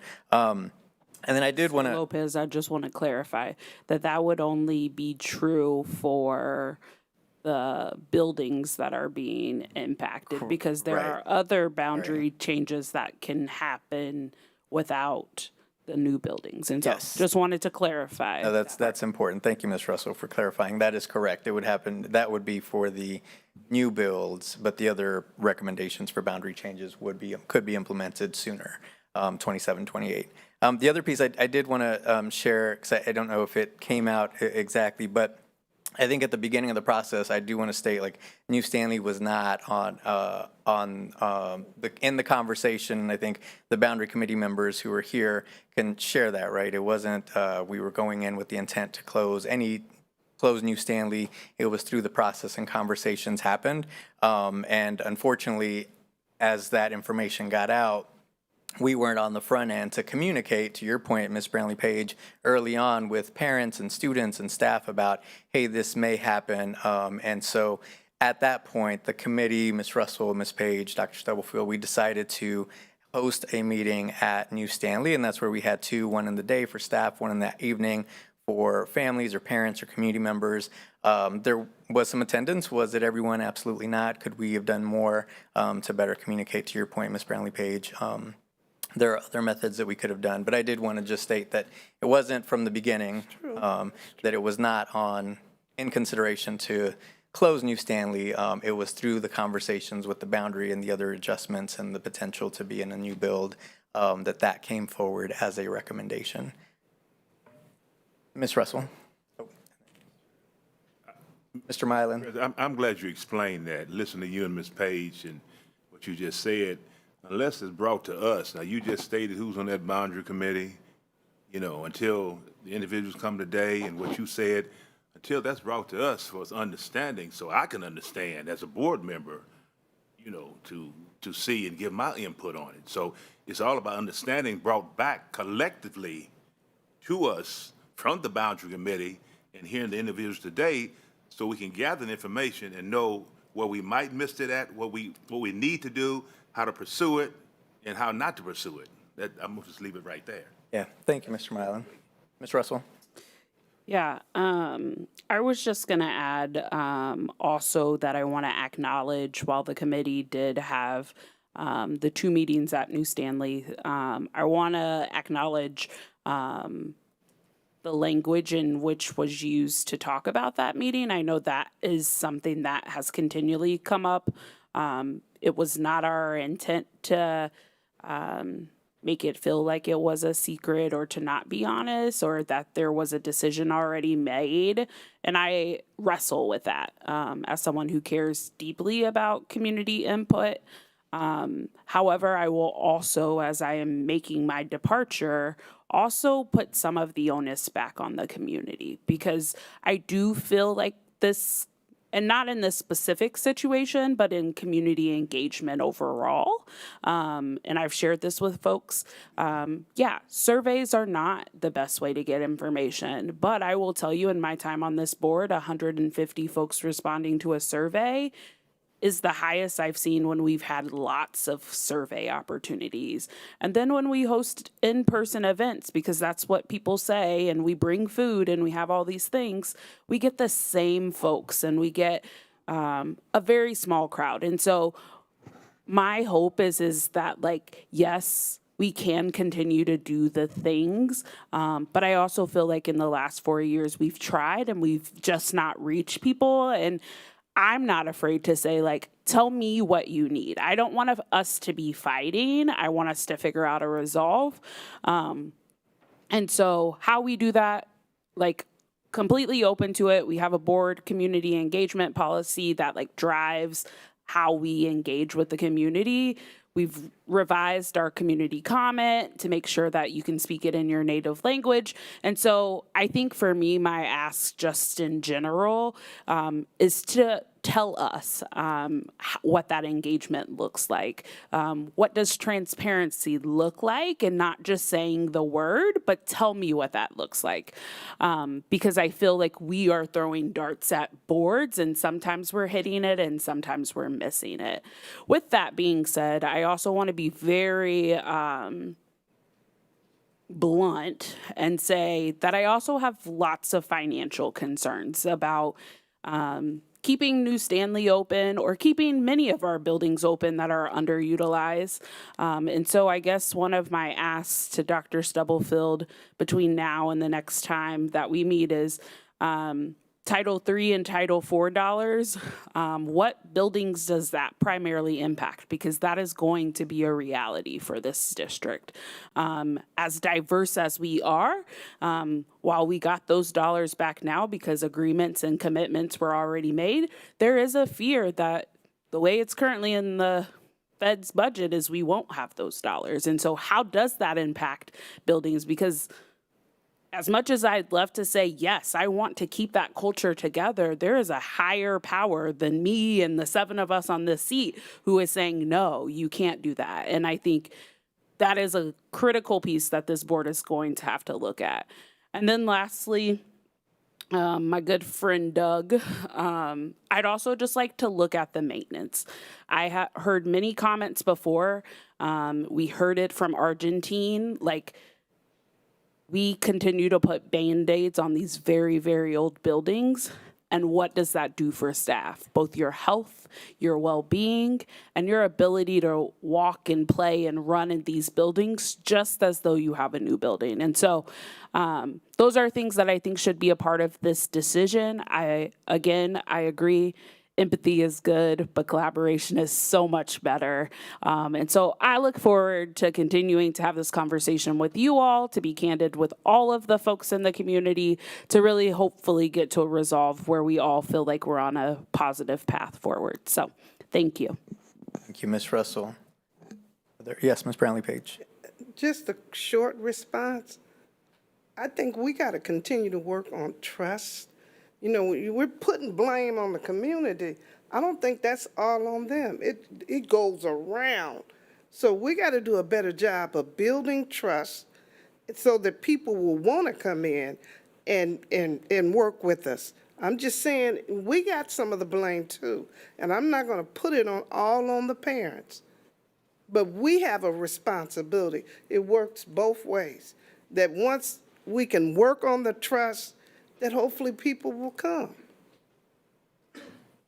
Thank you, Ms. Brownlee-Page. I do have another question for Boundary, and maybe Dr. Stubblefield, Mr. Martin can respond. I think Dr. Stubblefield can respond around it. And you mentioned it, and I think it was in the presentation, just around the Grant and Whittier conversation, having both of those schools at Central and not splitting Grant to Central and Whittier to Rosedale. That's something we're still we're considering and looking So at. we did late share that RSP after we had gotten this presentation. So in the December 1st presentation, we'll have that updated and what that looks like so the board can vote. We'll get it to board members prior to the meeting so you're not seeing it the night before, but we'll just say this is what it means for like the Douglas, Banneker, that whole corridor. Who goes where, so we'll share that as well. So I'm just going to utilize this as a teaching moment for ourselves. And so what this means, if we were to go this route where Grant and Whittier both go to Central, means that one of them is going to a different high school, correct? Well, it depends on where they live. So I guess because here we have now made it through this entire process and that's not what we talked about. And so how do we engage folks in making sure that they don't feel like we changed something after we've already seen this? And so I'm just trying to make sure we do our due diligence so this doesn't become a spiral of, well, now you've changed. So currently in the proposal, Whittier would go to Rosedale and to Harmon. We did hear, and currently Grant goes to Rosedale and to Harmon. They were flip-flopped. So we did hear from, it maybe not be captured in the survey, that the Whittier community, which right now sits right next to Central, and when the bond was passed, there was an assumption, it didn't say, they assumed that their students would be going to the new middle school. So based off of that feedback, we're saying, okay, if we adjust the boundaries, they go to the new middle school, depending on your address, because the bigger other collective was to keep Wyandotte under 1,600 or whatever the number is, somebody has to go to Harmon for high school. So if that somebody is only the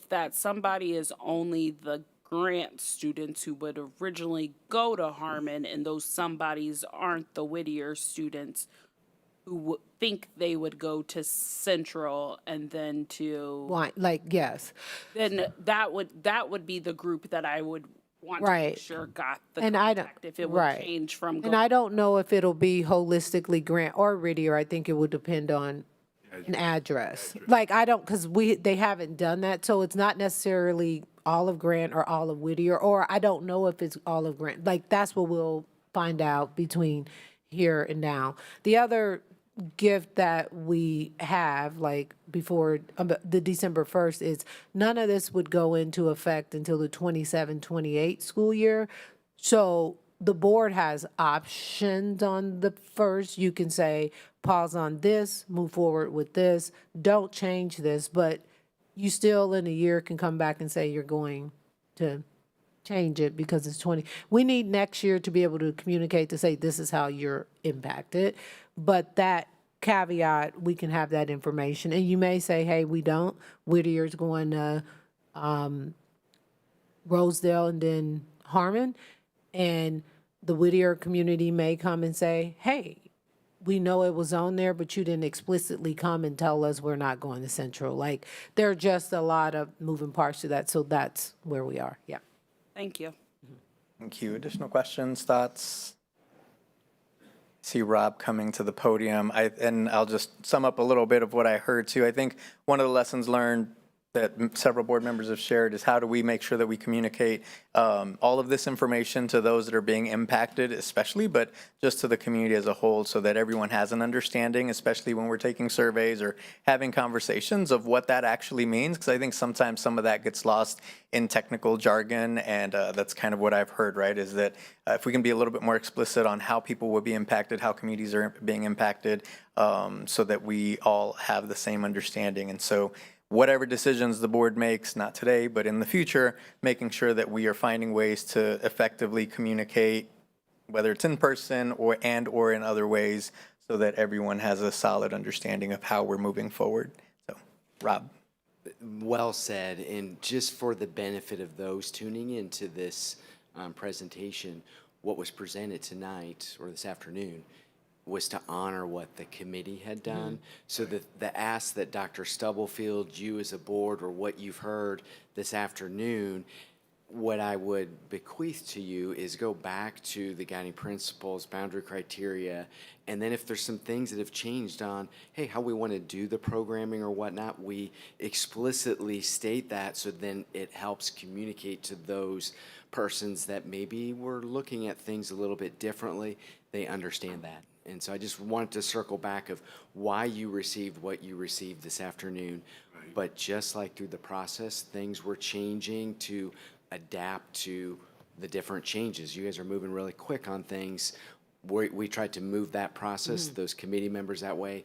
Now we're at that point with you, the board. Hey, here's some other considerations. All good. We've seen this before.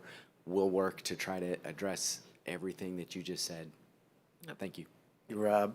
Mr. Clark. Lopez, I'm sorry, and this is not specific to this, so I just want to make sure I say that out loud to those that are here with us.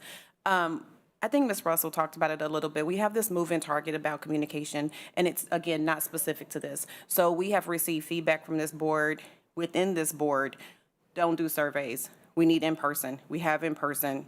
That doesn't work. So maybe as a board, we need to start talking through either when changes are coming, how we as a board collectively want to make sure those are communicated, and or some type of recap come back to us, because I feel like we continue to accommodate the various ways. And then when we do that, you have this moving target. Now you didn't do it this way. Now you didn't do it that way. Now you did, and I think the moving target needs to stop. Thank you, Ms. Clark.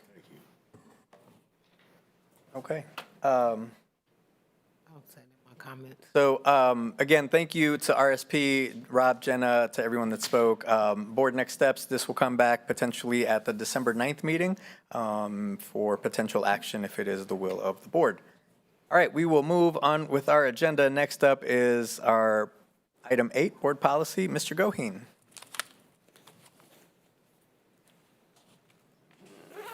Get to him here. We have three policies. We have three policies that are up for third read today. Two of them have changes from the second read so that you can consider those changes. First up is AUP, which is the acceptable use policy. You recall at the last meeting when we adopted for second read, we had received some proposed language suggestions from the teachers union. That has been included in, or a version of that has been included in the draft policy for third read for consideration by the board, and you'll see that down on, I think it's the third page of the document in red.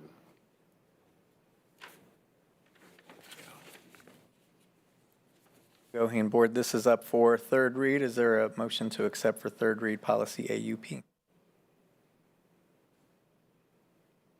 To accept what's in the red, right? Correct. Yes, to accept what's Making sure, presented. yeah. Yes, sir.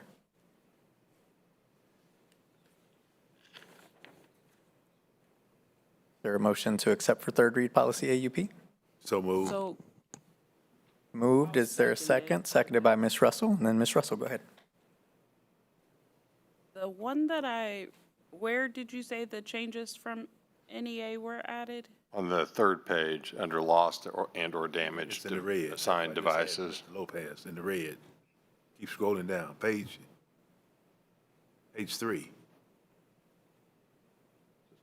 Ms. Rachel.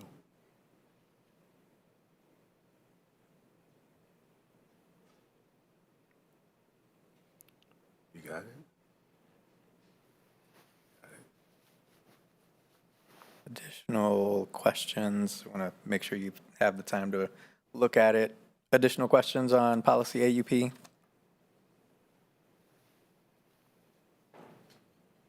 Can I ask a Ms. Clark. question real quick? And I'm sorry, I did not send this ahead of time. Let's see, how do I want to say this? I have been asked a few times, and Dr. Stubblefield, maybe this is, since this will, if this passes as our policy, like what's best practice? Some staff members have mentioned, we understand personal devices should not be used, but not everyone has access to district equipment, and I don't know if that's true or not. I'm not here to say yes or no, but there have been questions that have come my way around, like, how do we engage? We know that photography is a big part of today's world, and so, and I'm not the person to say it's needed here, it's not needed here, but just thinking about that, if this policy passes for. So it was discussed when the policy originally passed, and we talked about those groups that have iPads and those sorts of things. And then there was even discussion around, like, the whole point of it is for the protection of the individual. Great. And if you're using your personal device, if something happens, your personal device can be confiscated, court, and all of those things. So it's something that school districts navigate all along, but that is something they probably should, if they are running into unique circumstances, reach out to their administrators or the EDs of schools or our team, and we can navigate it. But there are things and devices available to different individuals just depending on the capacity of their job. And I think, Yeah. I think that's what probably will have to be reiterated continuously to staff as people are coming in to the doors. What we discourage people for doing on their personal devices is communicating directly with students, taking pictures that are not related, because those are the things that will put staff in compromising positions. So those are the things that we're saying, we have avenues, platforms to do that, and here is how. And if you choose to do it and something happens, there are things that they'll have to navigate around that, yeah. Thank you. Ms. Brownlee Page. Will staff have to sign off on this? They do.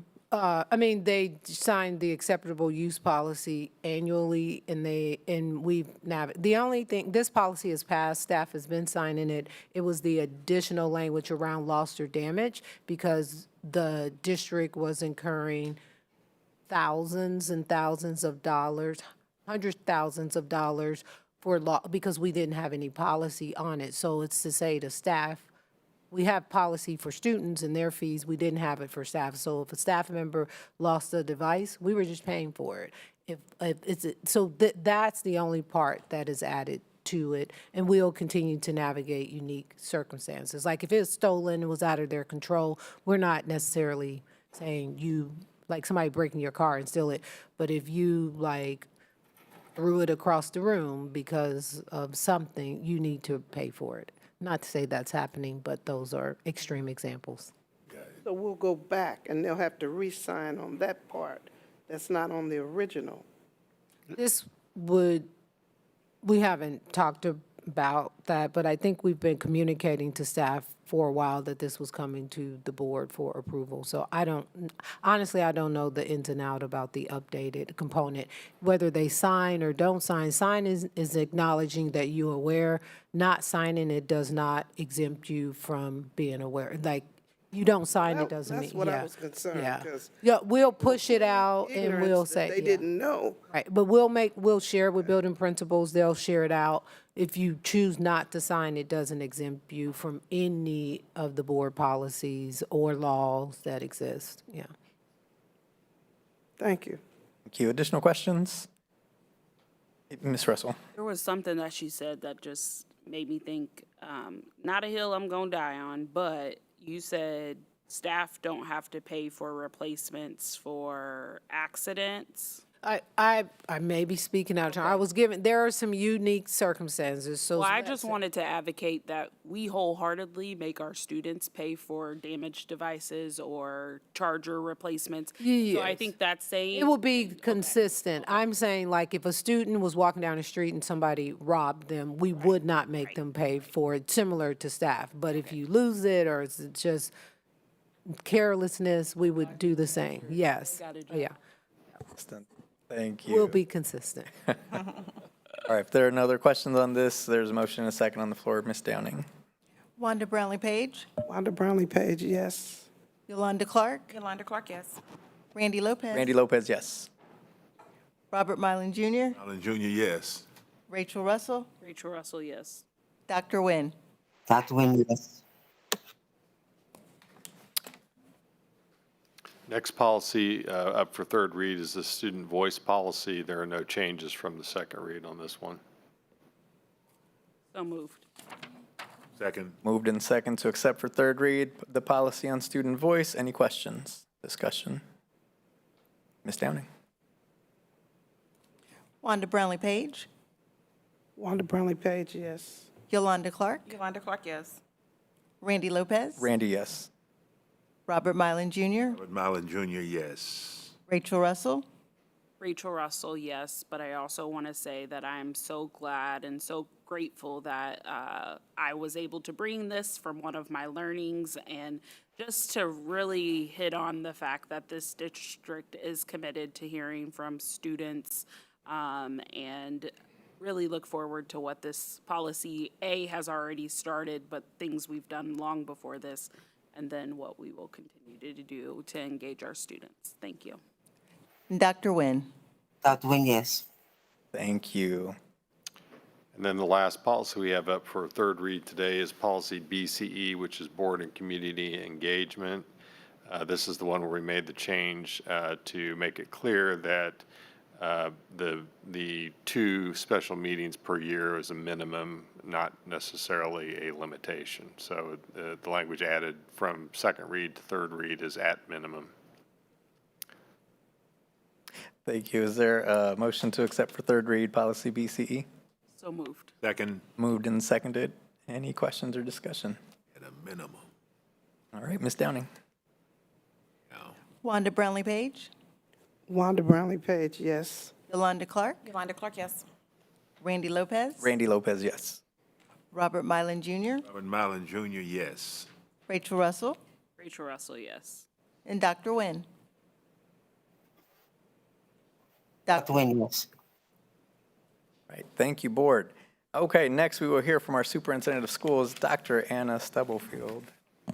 The morning and afternoon are well spent. The only thing that I will share is as we engage in the strategic planning process, I do encourage everyone to participate in the survey that staff, students, community members parents, whomever, is an opportunity for us to address some of the things that may have come up today, as well as to build on those great things happening, one of which you will hear about maybe in our next academic report. We did get our final graduation rate from last year, and it is 80.6%, which is the highest that has been since graduation rate has been recorded within the district. So thank you to all of our high school principals and all of the EDs of schools and our elementary principals and our middle school principals for making sure that we're doing things to keep our students engaged. Thank you. Thank you, Dr. Stubblefield. Just a couple of items from me. Oh, yeah, that's great. Thank you. 8-0. Hey, I'm done. Maybe. Thank you. Just a couple of quick items. Again, just want to recognize and say thank you to all of our veterans out there for your service. So really appreciate and thank you for everyone who is giving. And also special shout out to our students, many of whom we see at graduation who sign up to enter one of the armed services. And so thank you, and to our students and their families, and to all who serve, thank you for what you do. I did just want to give a quick shout out to those who helped with the college fair that took place a few weeks ago. Thank you to everyone. It was a lot of work. It's great to see those students coming through and getting information about college and what's next for them. Special shout out to Lisa Martinez. I know she works super hard on that, and to the entire team. Great job. It was great to see and to feel the energy in that room. I do just, I know this meeting was filled with emotions. I want to bring back and continue with the positive emotion that we started with at the beginning of the meeting. There's so much to celebrate in Kansas City, Kansas public schools, and I want to continue to make sure that that's front and center. Yes, we have room to grow. Yes, we have room to do better, but there are some things that we can continue to celebrate, points of pride that we lift up and that we should celebrate as a district, just like our continued increase in our graduation rate, our continued increase in our Diploma Plus rate, and so many positive things that we're doing both here and out in the community, celebrating our veterans who we can give honorary degrees to, celebrating our students of the month and our scholars and our employees and their families. I just want to make sure that as we continue to move forward, we remind ourselves of why we're here and why we make decisions that we make is for our students, for those scholars, for those kiddos that we serve, those 22,000 students, that we lift up and we celebrate those successes, because there's so much that can drag us down. But if we can remember to celebrate those moments where we do make some achievements, again, I'll be the first to tell you we've got room to grow, but we should also celebrate those points of pride. And then I do just want to say congratulations to all of those who were elected this past election cycle, Ms. Brownlee Page, and to our two newly elected board members that will be joining us in January, to everyone else. And thank you to everyone who ran. We need more people to run. We need more engagement in the democratic process. And so I applaud anyone who decides to run. Whether you win or lose at the end of the day, you have already won by signing up and putting yourself out there to run. So thank you to everyone who has run. Congratulations to those that were elected, Ms. Brownlee Page. And then on a personal note, I was going to save till December, but I do just want to say thank you to Ms. Rachel Russell for your service. And you're not gone yet, so you've got a lot of work to do. But thank you for your work, and congratulations to you. And on a personal note, I do just want to say, I am a much better board member because of you, and I just want to thank you for continuing to push us to keep students front and center and to make sure that we're making decisions that are best for our kids. So I appreciate you, I value you, and I'm a much better board member because of you, and we've been able to accomplish a lot with you and as a team. The 6 and 7 of us at one point, we continue to work together to make sure that we are doing what's best for the district and for our scholars, and I just wanted to make sure to say that publicly for you, because I do feel that I have grown as well as a board member and as a person because of you. So thank you, Ms. Russell, for all that you have done for our district. So we'll open up to any other board members who want to share anything. Ms. Brownlee Page. I want to say, first of all, thank you. Thank you for those who voted for me, and even those who voted against me. It makes me work harder to try to do better. And then secondly, I attended the governor's budget meeting.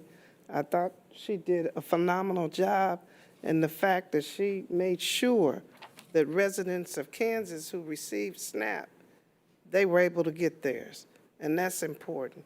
And that's something we can all, if you can give or contribute somewhere, we need to help, if you can. I realize people are struggling. And then on Thursday, the 13th, the academic committee is meeting from 5 to 6 o'clock. So if you have some time, please come out and support. We need to hear from you.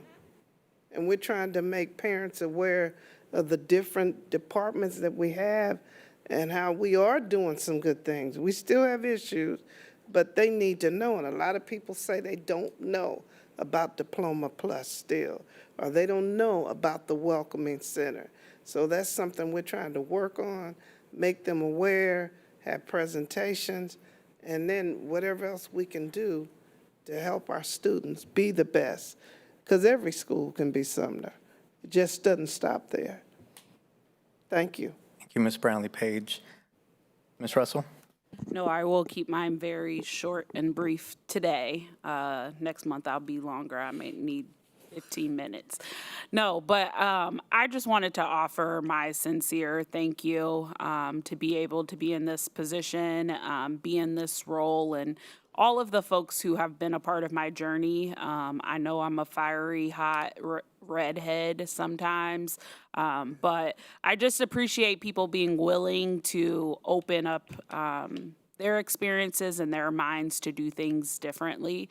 But I also want to publicly notate that I'm just really, really grateful for all of those who reached out, who shared kind words, and who have really been inspired by my leadership, because I think that's a part of the journey is knowing that you can do hard things, but also knowing that there is a crowd of people behind me who support me and love me.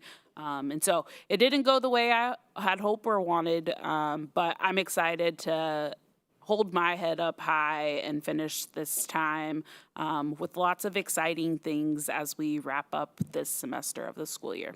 Thank you. Thank you, Ms. Russell. Okay, if there's nothing else, she could just come in doing a backflip at any moment. So I also just want to say congratulations to Mayor-elect Crystal Watson for your election as well. We are very excited for your leadership and to see you move forward into that. You've been a great part of the district and the leadership here, so we are excited for you. With that, Board, we will go into executive session. Dr. Nguyen, I know you're online. I've emailed you a link for executive session, so that should be in your email. If you don't see it, let me know, and we'll make sure to email it to you again or text it to you. So now I would entertain a motion to recess to executive session for personnel, to discuss matters of non-elected personnel in order to protect the privacy interests of parties involved under COMA, with potential action to follow, to include Dr. Stubblefield, Mr. Gohane, Dr. Pegram, Mr. Hansford, and Dr. Pegram for 5 minutes, going in at 1:42. So moved. Second. Moved and seconded. Ms. Downing. Wanda Brownlee-Page. Wanda Brownlee-Page, yes. Yolanda Clark. Yolanda Clark, yes. Randy Lopez. Randy, yes. Robert Milan Jr. Allen Jr., yes. Rachel Russell. Rachel Russell, yes. And Dr. Nguyen. Dr. Nguyen, yes. Thank you.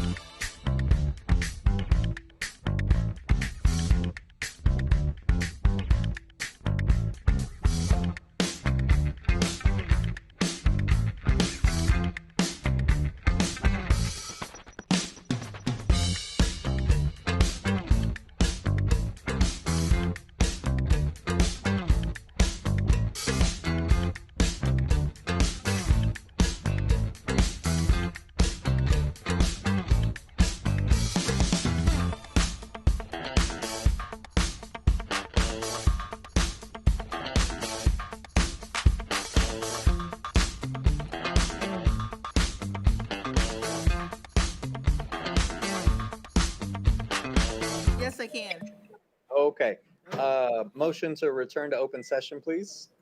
Okay, hold on one second. Oh, moved by Ms. Clark, seconded by Mr. Mylan. Sorry. Okay. Are we good? Yes. Okay. Ready to Moved vote. and seconded. Ms. Downing, go ahead. Wanda Brownlee Page. Wanda Brownlee Page, yes. Yolanda Clark. Yolanda Clark, yes. Randy Lopez. Randy Lopez, yes. Robert Mylan Jr. Robert Mallett Jr., yes. Rachel Russell. Rachel Russell, yes. Dr. Nguyen. Okay. Motion to recess to executive session for consultation with the attorney on matters which would be deemed privileged in the attorney-client relationship under COMA to include Dr. Stubblefield, Mr. Goheen, Dr. Pegram for 5 minutes going in at 1:49. Moved by Ms. Russell, seconded by Mr. Mylan. Ms. Downing. Wanda Brownlee Page. Wanda Brownlee Page, yes. Yolanda Clark. Yolanda Clark, yes. Randy Lopez. Randy, yes. Robert Mylan Jr. Mallett Jr., yes. Rachel Russell. Rachel Russell, yes. Dr. Nguyen. Thank you. Welcome. Thank you.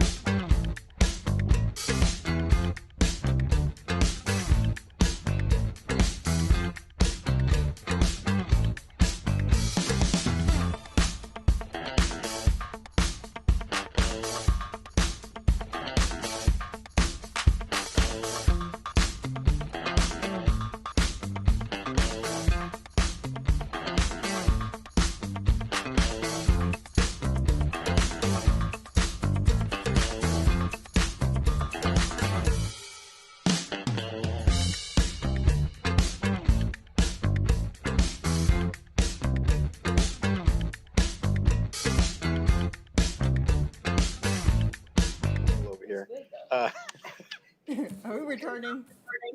We, motion to return to open session, please. Okay. Moved by Ms. Russell, seconded by Ms. Clark. Ms. Downing. Wanda Brownlee Page. Yolanda Clark. Randy Lopez. Randy, yes. Robert Mylan Jr. Allen Jr., yes. Rachel Russell. Rachel Russell. Dr. Nguyen. Dr. Nguyen, yes. Awesome. All right, motion to recess to executive session for consultation with the attorney on matters which would be deemed privileged in the attorney-client relationship under COMA to include Mr. Mylan, Dr. Stubblefield, Mr. Goheen, Mr. Hansford, and Dr. Pegram for how long? For 10 minutes, going in at 1:58 for 10 minutes with potential action to follow. Moved and seconded, moved by Ms. Clark, seconded by Ms. Russell. Ms. Downing. Wanda Brownlee Page. I couldn't hear that. Ms. Page? Page, she couldn't hear you, I'm sorry. Okay. Yolanda Clark. Randy Lopez. Randy, yes. Robert Mylan Jr. Allen Jr., yes. Rachel Russell. Rachel Russell, yes. Dr. Nguyen. Dr. Nguyen, yes. Thank you.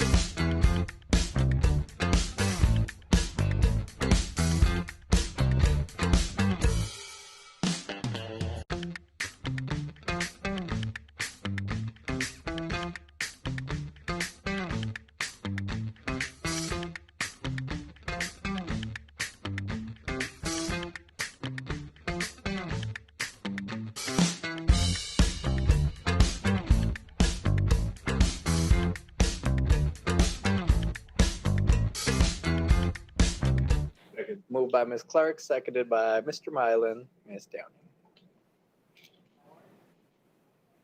Wanda Brownlee Page. Wanda Brownlee Page. She said yes. She said Okay. yes. Yolanda Clark. Randy Lopez. Randy, yes. Robert Mylan Jr.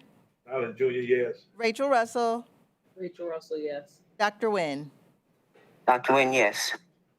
Motion to recess to executive session to discuss matters of non-elected personnel in order to protect the privacy interests of the parties involved under COMA, to include Dr. Stubblefield and Mr. Goheen for 10 minutes, going in at 2:09. Moved by Ms. Clark. Second. Seconded by Mr. Mylan. Ms. Downing. Wanda Brownlee Page. Yolanda Clark. Yolanda Clark, yes.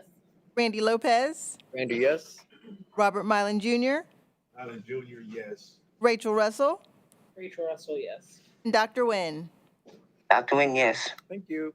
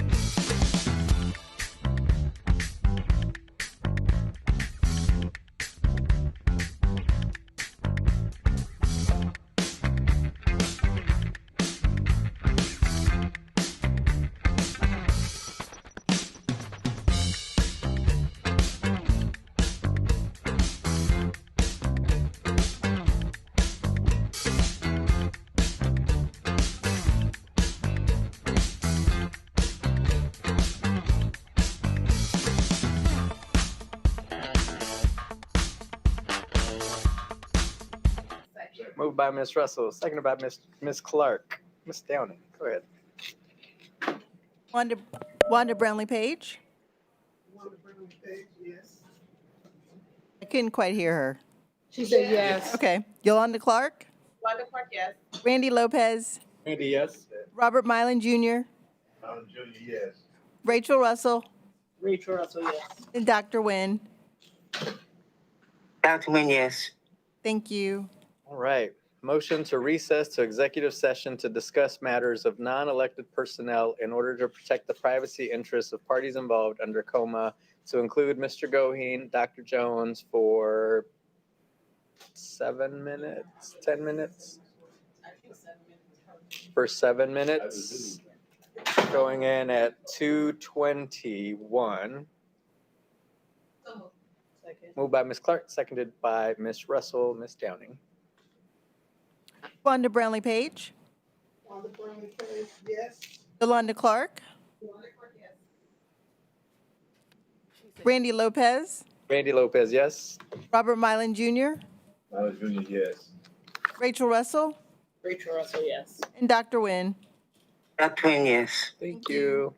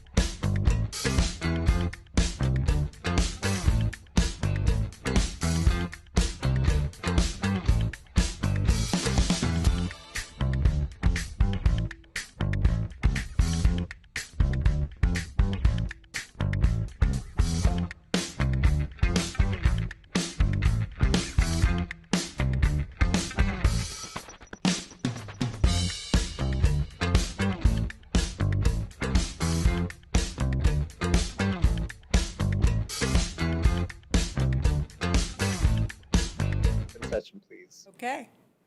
So moved, second. Moved by Ms. Clark, seconded by Ms. Russell. Ms. Downing. Wanda Brownlee Page.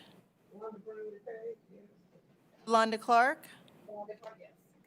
Randy Lopez. Randy, yes? Robert Mylan Jr. Mylan Jr., yes. Rachel Russell. Rachel Russell, yes. Dr. Nguyen. Okay, motion to recess to executive session for consultation with the attorney on matters which would be deemed privileged in the attorney-client relationship under COMA to include Dr. Jones, Dr. Stubblefield, Mr. Goheen for 7 minutes? For 7 minutes, going in at 2:34. Second. Moved by Ms. Clark, seconded by Ms. Russell. Ms. Downing.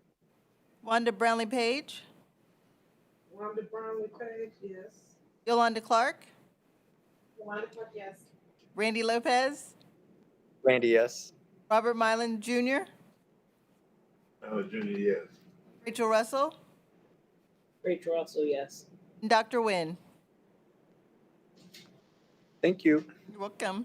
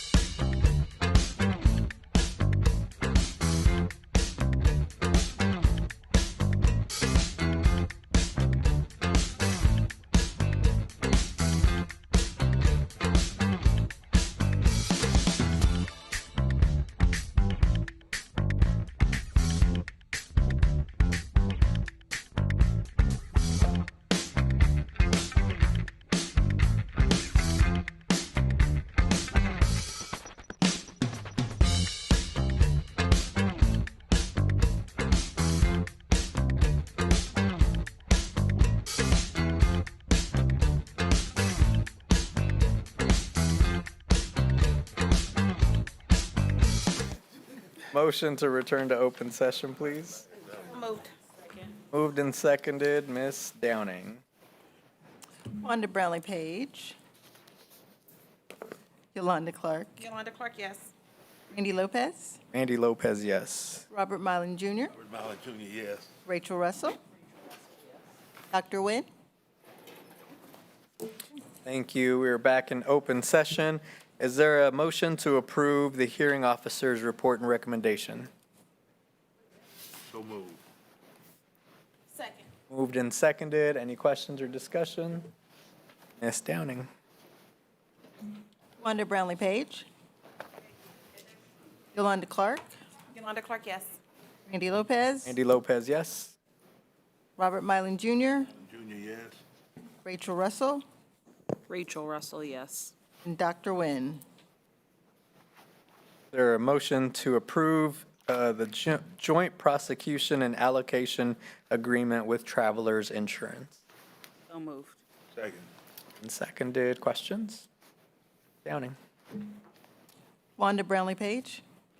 Yolanda Clark. Yolanda Clark, yes. Randy Lopez. Randy Lopez, yes. Robert Mylan Jr. Mallon Jr., yes. Rachel Russell. Rachel Russell, yes. Dr. Nguyen. Thank you, everyone. Thank you, board. And with that, have a great rest of.